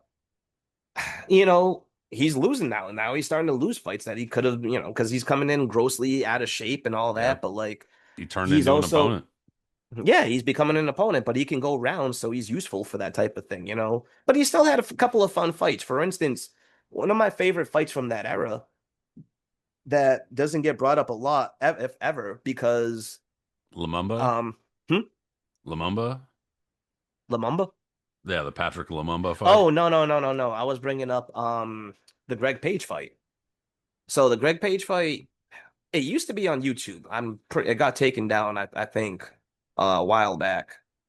But that was a fun fight. Both of them are out of shape. All right, Yeah, Greg Page at I this had to point. look and I was like, I bet you that's Don King. And sure enough, I looked and it was Yeah, it Don was. King. It was on the undercard of Tyson Tucker, I believe, or Tyson Pinkland Thomas, one of Man, those. he's so bad. Fucker just will not leave his shit up there. Yeah, man, and it sucks too because this was like early undercard fight outside Vegas. You know what I mean? Yeah, And they're not making money off that shit. Come no, on. no, I'm only freaks like me are Yeah. looking up, Yeah, Greg like Page absolute against, sickos like you yeah, and I are against going to be James watching Broad. that. But both of them are grossly out of shape, but they're both skilled as shit. Like, you know what I mean? It's a very good, fun, high contact fight Yeah. because both of them are Two landing. high-level amateurs that have basically been forgotten as the pro in the Yeah, pros. exactly. And, well, that's their own fault too for letting that shit happen. But like, they're putting on a really good skilled fight. That was a lot of fun. It was a good action fight. And Broad dropped them in the last round. Witherspoon, I'm not Witherspoon, excuse me. Page held on to win like a split decision, majority decision, or something like that. But that was a fun fight. And that was probably Broad's last like big thing like that because after that he fell off completely. And that's unfortunate too because not only, he was just taking fights where he can get them and he just had no business even really still being around there, and this would like contribute to his demise also because he ended up passing away homeless with being brain damaged. So imagine all the amateur fights he had, the damage he took as a pro, and then you got to add in the fact too that a lot of people might not know this. James Broad was one of Mike Tyson's main sparring partners during Tyson's heyday Yep. of like during his championship reign. And not many fighters were able to hang with Mike during that because Mike didn't take it easy on anybody. He just went out there and just like, balls to the wall, brutalizing everybody and everything. You know what I'm saying? And, especially his sparring partners. So there was only a few guys that would consistently be able to hang with Mike and just like, take that paycheck and just take the beatings. Ken LaCusta, who was a journeyman from Canada, was one of them. There's a lot of footage out there of Oliver Tyson McCall. just Oliver McCall was another one exactly. And so Just was iron chin, tough yeah, fucking yeah. and so was James Broad. And if you watch the sparring footage of Tyson and James Broad, it's a lot of it. I mean, Broad gives him good work. You know what I mean? Like he's sitting there, he jabs, he tries to whatever, but a lot of it also is him just laying on the ropes and just letting Tyson just beam on him. And he's just taking tons of unanswered punches to the head and body and everything like that. And it's just, you know, it's sad. It's like to see his demise of what ended up happening, but it's also like a cautionary tale of like, do you gotta take care of yourself, man? You can't just think you're talent and because you're gonna get like a contract and coming out of like, with a lot of fanfare that people are gonna that everything is just gonna work out. I mean, like a cautionary tale like fucking Broner, for instance. You know what I mean? Look what ended up happening to him. Um Yeah, and look at the food that fool is cooking now. Jesus eh, Christ. I so much I could say about that. I mean, that's you and I, that's like a running It's joke making me sending each like other. sick to my stomach even just thinking about it. Like, I'm not Well, even you know kidding. what, man? Now that he's streaming, he hasn't been cooking, so I guess that's a good thing, right? Seriously, get that fool out of the kitchen. Keep him out of the Yeah, yeah. kitchen Someone's been permanently. making his meals for him again. Good for Broner. Yeah. Eat Like, out, bro. I encourage you to eat out. yeah, there was just, by the mid 80s when Broad was already like cooked, he was losing to Tony Tucker, Francisco Damiani, who was on the come up, Johnny Duploy from South Africa, who was an enigma himself, but a guy who can fucking punch. And From the Witherspoon fight on, his record's literally a who's who of last minute fights against Don King fighters. yeah, Or just other That's like, yeah, profile or guys. guys Yeah. or guys were like King was like, all right, motherfucker, I'll get you want to fight, I'll get you this fight, but you got to actually win. Then he throws him out there and somebody and he just like lays an egg. And Yeah, King's like, all yeah, right, yeah. like next time I'll get you when my next fighter needs a fucking opponent next year. You know, that was pretty much it.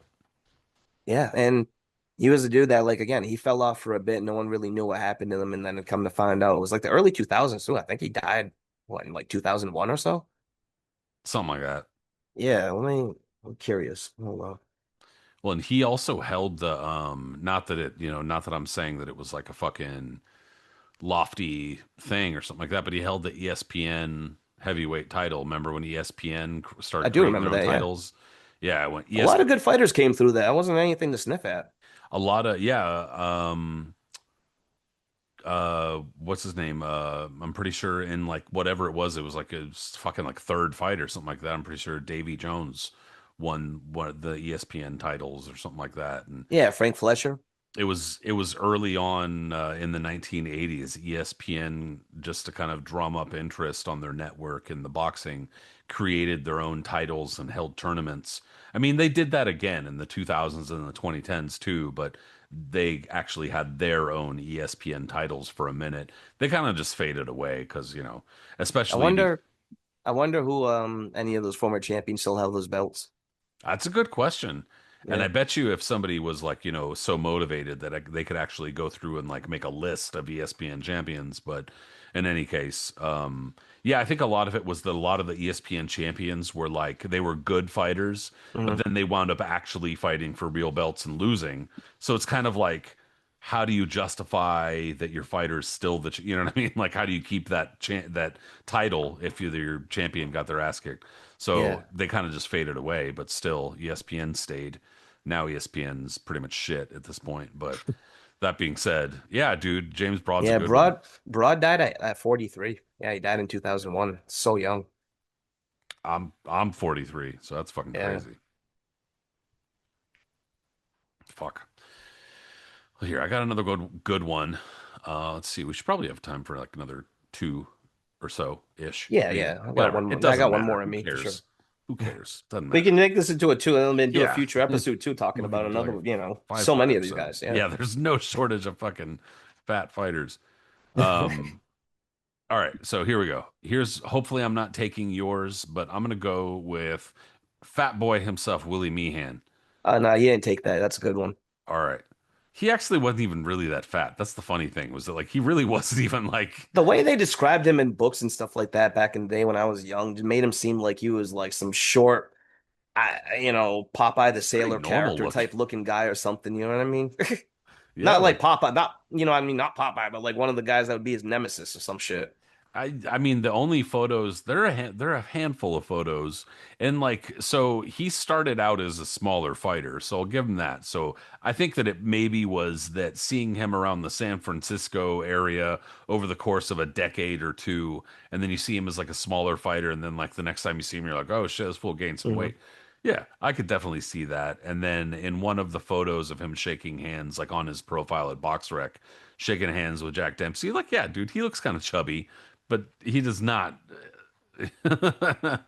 From the fighters, even just the couple guys we've talked about, and then fighters of far lower and lesser stature that we've seen over the years, it's like this fool does not fat whatsoever. That being said, he fought Jack Dempsey 5 different times, and some people might be like, Jack Dempsey 5 times. I'm pretty sure they were all 4 round fights, and Meehan just gave him like a hilarious whooping in two of them, and then another two of them wound up in draws, and then Dempsey won one of them.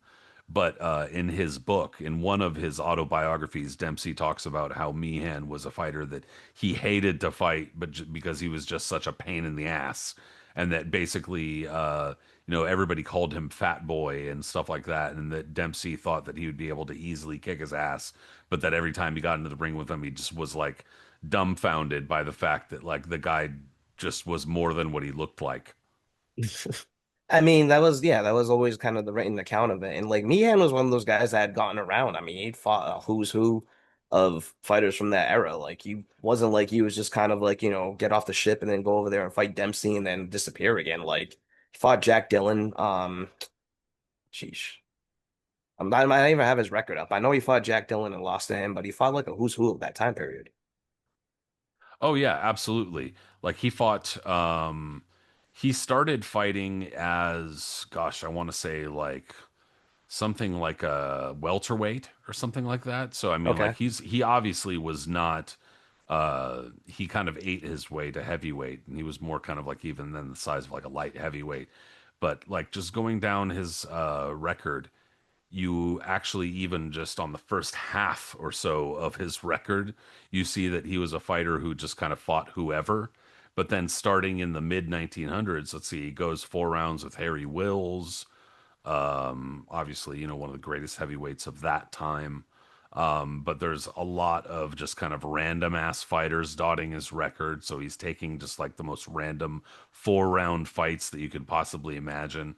And I think that you could also tell, like during his career, that kind of like almost like Butterbean, where it was there aren't really too many actual attempts at like the title. You know what I mean? Like he didn't really go on too many actual title runs or anything, Hmm. despite that even there were some strings where he had like a bunch of wins. Like he defeated Jack Dempsey a couple times and then actually went and did fairly well against Harry Greb in a no decision fight, fought Fred Fulton.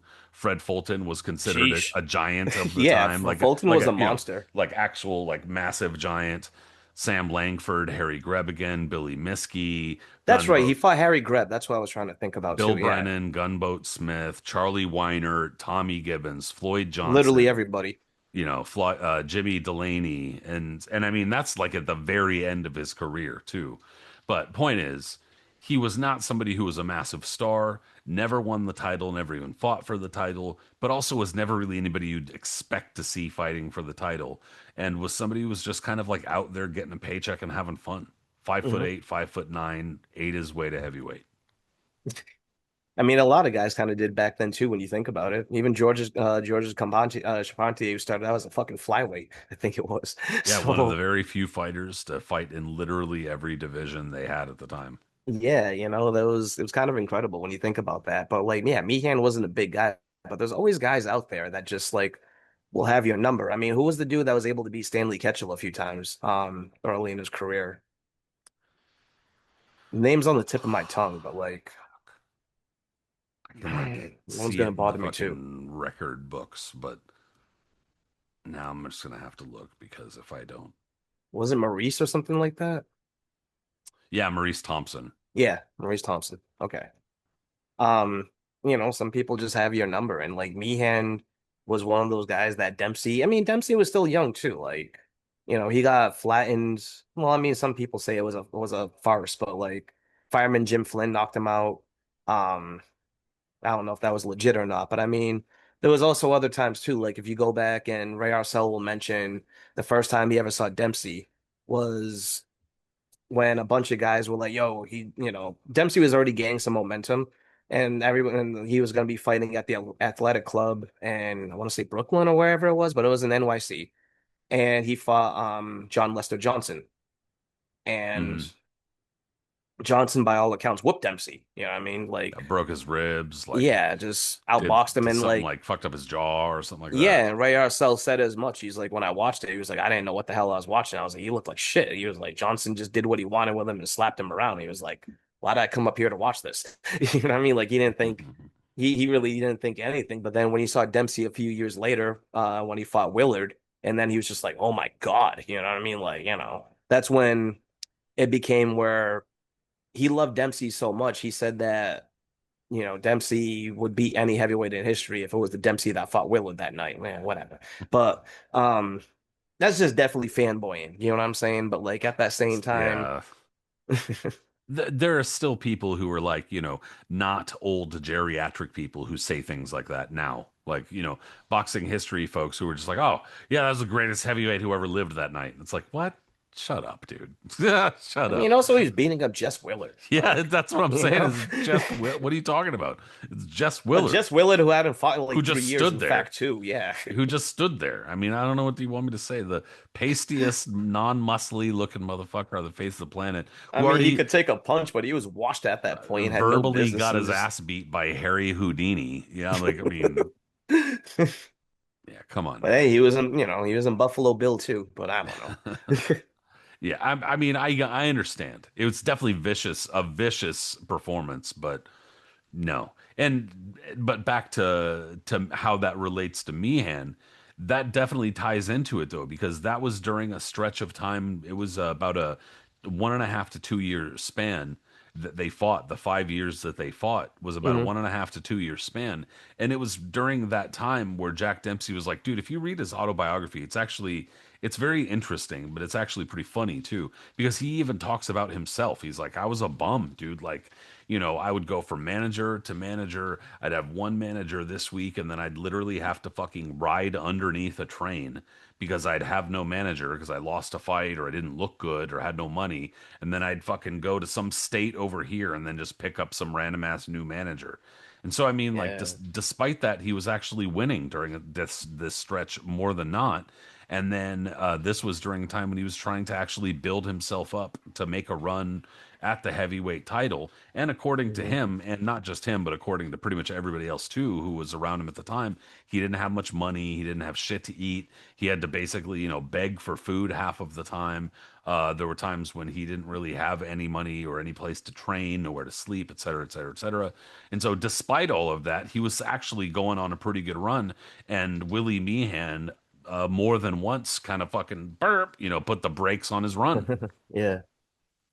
Sometimes like we just said, you have a guy that has your number and just knows how to fight, and you come up in early on in your career, you're gonna run into roadblocks, and it happened a lot back then with a lot of fighters. You know what I mean? Like it wasn't bad that you took a loss back then. It was almost like accepted. They'd be like, all right, well, you got that out of the way. Now let's really get your career going, type deal. You know what I mean? So luckily for Dempsey, it didn't really derail him too much, and now he's like still over 100 years later, still looked upon as one of the most beloved figures in boxing history.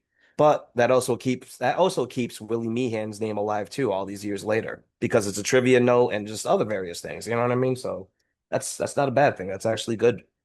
Um, Last guy I'll bring up, and like we said, we could probably do a part two on this because there's so many. But like, I'm going really obscure here. And this is a guy that a lot of people probably never really heard of because his career wasn't really that long either. You know what I mean? Like he didn't last that long, but it was during a very interesting time period. And it also comes from a place where there was a lot of turmoil going on in the world where everybody was kind of against them. But, there was boxing going on over there and, popularity of it. And this is that I can't even talk. It's a guy by the name of Jimmy Abbott, who was a heavyweight from South Africa in the late 70s. Nice. Hell yeah, dude. Yeah. I mean, most people are going to hear the name Jim Abbott and they're going to think about the one-armed pitcher Oh dude. yeah, yeah, yeah, yeah. The pitcher, yeah, the one hand pitcher. Yep. In which I'm not laughing at the one hand. I'm laughing at the mistake anyway. I mean, I totally get it. He was featured a lot in Sports Illustrated for kids when I was young. So like, Dude, I remember that shit, bro. I remember that shit. I mean, and I'm not even laughing like that. I'm laughing because that was the coolest shit. That fool would yeah, throw and then super fast be like, with his mouth and fucking put his glove on his head. Dude, that shit yeah, was no, he was fucking a bad crazy, dude, bro. man. I was not a baseball fan growing up, and still not to this day. But obviously, through the magazines that I would get through school and stuff like that, you Yeah, were you couldn't aware of. avoid it back then. Yeah, Yeah. absolutely not. You know what I mean? Yeah, And now cards you and can all that. avoid it. Like, Then you could not. yeah, like Jim Abbott was one, Frank Thomas, others, Barry Bonds, obviously, but. Um, Jimmy Abbott was a heavyweight that came on the scene in the late 70s. And we've obviously talked about South Africa a lot in the what was going on in the world at that point during that time. But there was a lot of boxing going on too. I mean, there was always been boxing in South Africa, all the way from like back when Vic I always fuck his last name up, Tawil. Yeah. Yeah. Beat Mhm. man beat fucking Manuel Ortiz for the Bantamweight championship, didn't he? Yeah. Yes. Yeah, first South African And world champion. and I mean, like, I don't want to say controversial because it's not really controversial because he was South African, but ethnically he's, I want to say Lebanese. Okay. So I mean, like, he was not ethnically African. And then obviously you think South African, the other thing you would think of is like white South African, Yeah. Yeah. So and he was Yeah. Yeah. neither black South African nor white South African. So I think that confuses a lot of people. Nonetheless, that was actually the start of, or at least when it really started kicking up interest in boxing in South Africa. After that, it really exploded. For sure. And then you go into like the early 70s and you have another bantamweight champion, Arnold Taylor, who had one of the most incredible fights in history, winning the title against what's his name, Romeo Anaya. Mhm. And so there was some stuff, but by the time the late 70s are going on, and apartheid is really like taking hold on the world where everybody's like noticing now and like, what the fuck? And you have guys like Bob Arum specifically finding out that there's like The gold mines apostle over of there. apartheid. Yeah. Who, fucking Don King, who immediately tries to jump in on it too once he finds a way to like segue Yeah. it. All As that soon as shit. he And can then, get away with it, yeah. exactly, as soon as he can get away with it. Exactly. Until then, he hates everybody and everyone because he's not getting a piece of the pie. So, but by the late 70s, there was, like I said, Aram was trying to tap in over there. There was an emergence of like South African heavyweights coming up. You had guys like Kali Kanetsa, the apartheid-loving fucking cop who got in trouble for shooting a teenager and then trying to intimidate witnesses to it. It was, didn't Um, he like shot him in the back or something too? Like it was oh something yeah, that crazy. kid was totally fucked. Yeah. Yeah, like it was like he like, but I mean, like he like, it wasn't like he like there was a self-defense, it was like he like shot him in the back or like Yeah, fleeing and or something. he said that and I believe he said that he was provoked by the kids, flashing a black power sign or something to him. I don't know. Um, yeah, it's absolutely ridiculous. And remember, he fought in America against our old friend Bill Sharkey, which we talked about in an old episode, and how much controversy that brought. And that was the only time he fought in America because like they weren't going to allow that to happen again. That fight almost never came off. Yeah. Um, but there was Kali Kanutsa. You had Harry Coetzee, obviously, who would go on to become WBA heavyweight champion in the early 80s. And at this point was emerging as that dude because he just flattened Leon Spinks in one round in a big upset. Was a part of that impromptu WBA tournament to crown a new champion after Ali. And yeah, would just go on to have a really, real solid career. And was a person too that was like commendable because he outright was just like, yo, I'm not down with apartheid. I'm just trying to do my own thing and whatever it may be. By all accounts, he seemed like a really nice guy. Um, but then there was other guys too. Like you had former cruiserweight title challenger Robbie Williams. You had another guy named Mike Shoot, whatever it Mhm. is, and Jimmy Abbott. Jimmy Abbott came up a little after these guys, but he did fight round robin with all of them except for Coetzee. But if you look at him, especially early on, there's a photo of him in a Ring magazine when they talk about and from 1980 when they're talking about the South African heavyweight scene, and they're like bringing up a bunch of fighters, black and white. There was like a black fighter named Cassius Masando who looked, impressively enough when he was posing there. But then you look at his record and you realize he's been knocked around by all the other poor heavyweights that they had. Um, and when they had the photo of Jimmy Abbott, I immediately was just like, whoa, like kind of like intrigued by him because this is before Napoleon Dynamite came out, but he looked like a fucking heavy, like overweight Napoleon Dynamite. He had a afro, like a big fro with the chops all the way down there, had the same kind of face, at least from the side view. When you look at him up close, they don't look alike, but like from the side view, it looks like him, and he just had this big gut that came out. And but he was, he made some noise early on.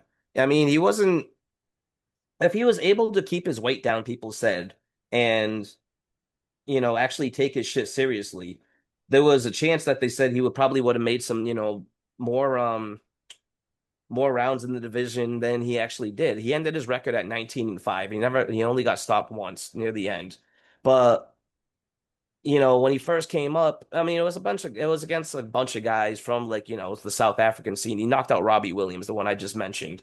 But his first test came against Eddie the Animal Lopez, who was a fringe contender back then. Not really like a top, a guy that like would go rounds with a lot of guys. Always, hang in there tough too. He gave Leon Spinks did he draw with Leon or did he lose a close decision? I want to say Spinks beat him, but I could be wrong.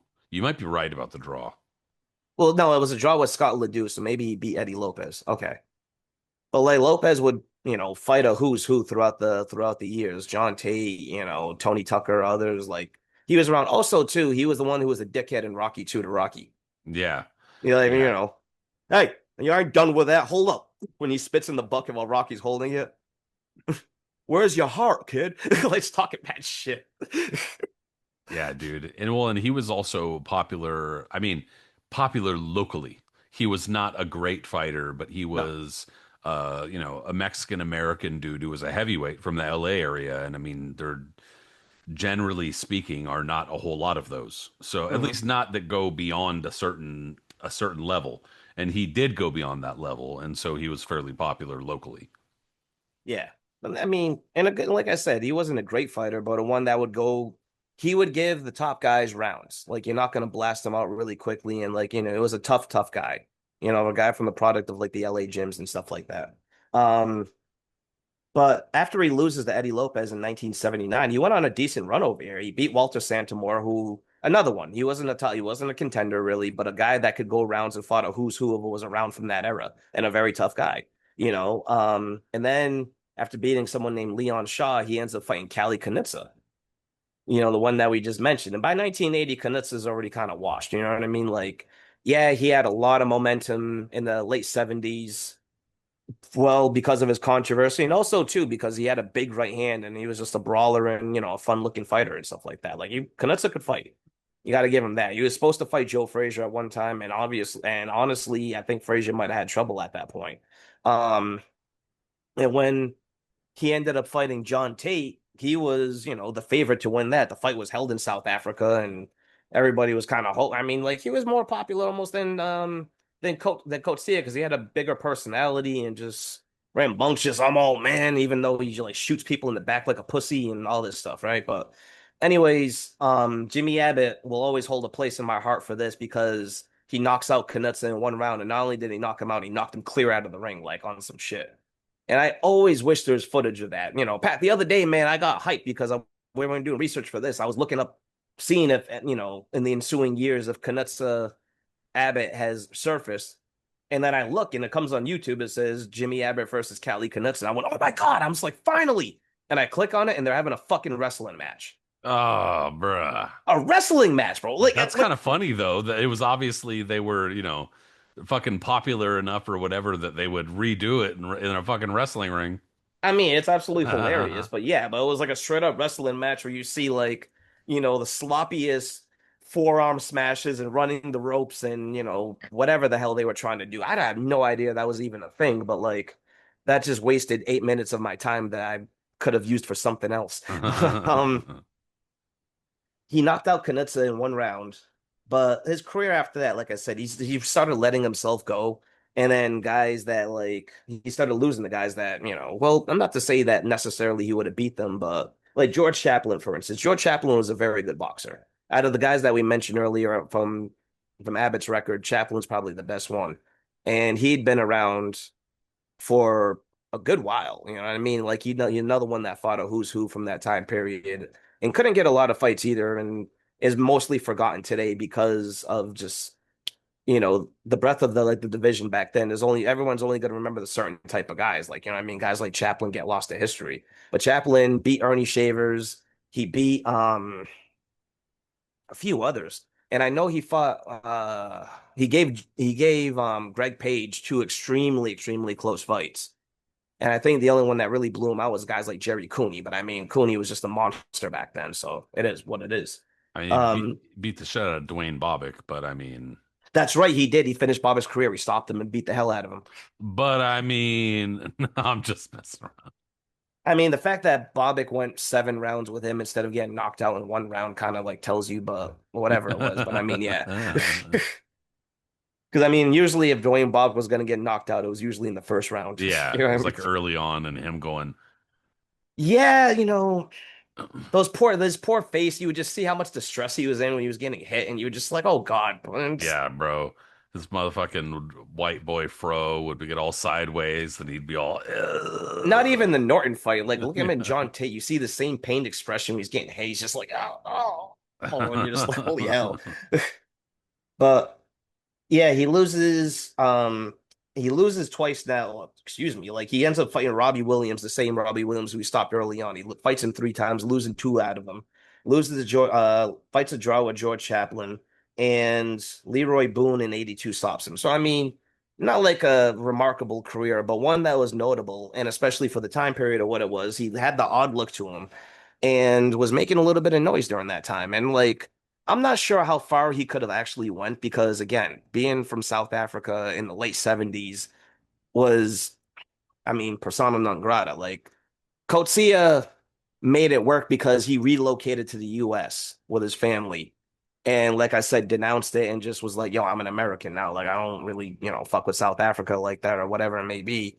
And it was fine. You know what I mean? Even then though, there was still just kind of like a little bit of like apprehension to him, but like he was more taken, not like a lot of those other guys who struggled. Even non-heavyweights like Brian Mitchell in the late 80s who had to And that fool travel. got even bigger. Who, Abbott? Oh no, Abbott, yeah, he ended up getting massive after his career ended because he became a preacher, I believe, and then he dude, ended up getting that losing a preacher lot of weight money. too. Hmm? Is like getting that preacher money. Yeah, yeah, and then he ended up losing a ton of weight too. And there was photos before he passed of him like holding up the pants, how big he used to be, and all that other shit. Damn, that's But I'm glad crazy. he found some peace after his career and was able to like spit the gospel and all that other stuff. Damn, But I didn't even realize either, but that fool had some straight knock knees, bro. oh yeah, Yikes. but he was tough. He was a tough guy Crazy. and like had power. There is a fight of his on YouTube. I think the Chaplin fight is on YouTube, or at least clips of it, and you can get a sense of I mean, how ponderous he was and all that. Like, look, he wasn't going to beat Larry Holmes or any of those type of guys. You know what I mean? But um, he was one worth mentioning because again, he's just like a fascinating looking guy that had a few good wins to his credit. And came out at the South African scene as one of the top ones during that time too. That if you talk to South African boxing fans from that era, they'd probably, gladly mention Jimmy Abbott and talk about, how they had like hope for him. But after the guys we brought up today, there's like I said, we could probably do a part two because there's so many of these dudes we still haven't brought up, like fucking Frankie Swindell, who I love. Um, you have Brian Nielsen, for instance, who just, how fascinating that dude was. And a host of others. So Yeah, for sure. Oh yeah, dude. There's a whole bunch of fighters we could still bring up, but yeah. no, I feel like we did a pretty good spread of like the obvious ones, but also some kind of obscure ones that people tuning in, even some hardcore fans might be like, "Oh, I didn't really know that about that guy." So, Hmm. no, man, I think we No, for did a sure. We still have Tony Tubbs to talk about. Um, and this whole thing even started too with this one heavyweight. Remember, I showed you a video that just popped up on YouTube, Jimmy Gilmore, who was a early 70s heavyweight who just looked like he was built by marshmallows and oatmeal or something. Like his body is just has no type of tone to it. We talked about the big dudes earlier, like Foreman, who had tone. Nah, Jimmy Gilmore absolutely had none. And the way he flops down after getting knocked out by Henry Cochran is absolutely hilarious. But I like at the same time, he like apparently he knocked down Ken Norton. So you never know. Ken Norton did have his weaknesses. I mean, fuck. Nah, Absolutely. man, it was a good show. I think that we, like I said, I think we did a pretty good variety, and hopefully everybody enjoyed it. And also for anybody who is tuning in and is going like, hold on, where are you guys on the podcast and shit? Look, that's actually my bad, and I didn't even know that until Aris had pointed it out to me. There's just a little like automatic little toggle like option that I need to go in there and re-toggle so that it automatically gets uploaded like the audio and not just the video. But I'll do that when I do the episode today on all the old episodes. I think there's only like 3 that didn't go up onto audio and they'll get updated. Anyway, that being said, I appreciate you, bro, because I know that we have to sometimes do a little bit of research, sometimes do a little bit of homework for this stuff, even though it's not painful or Not anything. We homework. enjoy it, but we enjoy it anyway. It doesn't really matter. Absolutely, man. This Still, is my livelihood. Hell yeah. I mean, still, dude, this is fucking, it takes some work, so I appreciate the work. And we appreciate everybody who tunes in, whether you tune in, listening in, whatever podcast app you listen in through, go ahead and, rate us and then subscribe. And also on YouTube, if you watch, appreciate you. Go ahead and like the videos and subscribe there, all that type of stuff. And find us on social media. Not that many because social media kind of scares us these days. We don't fucking like it that much, but we're there. We're kind of around. Anyway, Eris, we'll talk soon, bro. Have a good one, y'all.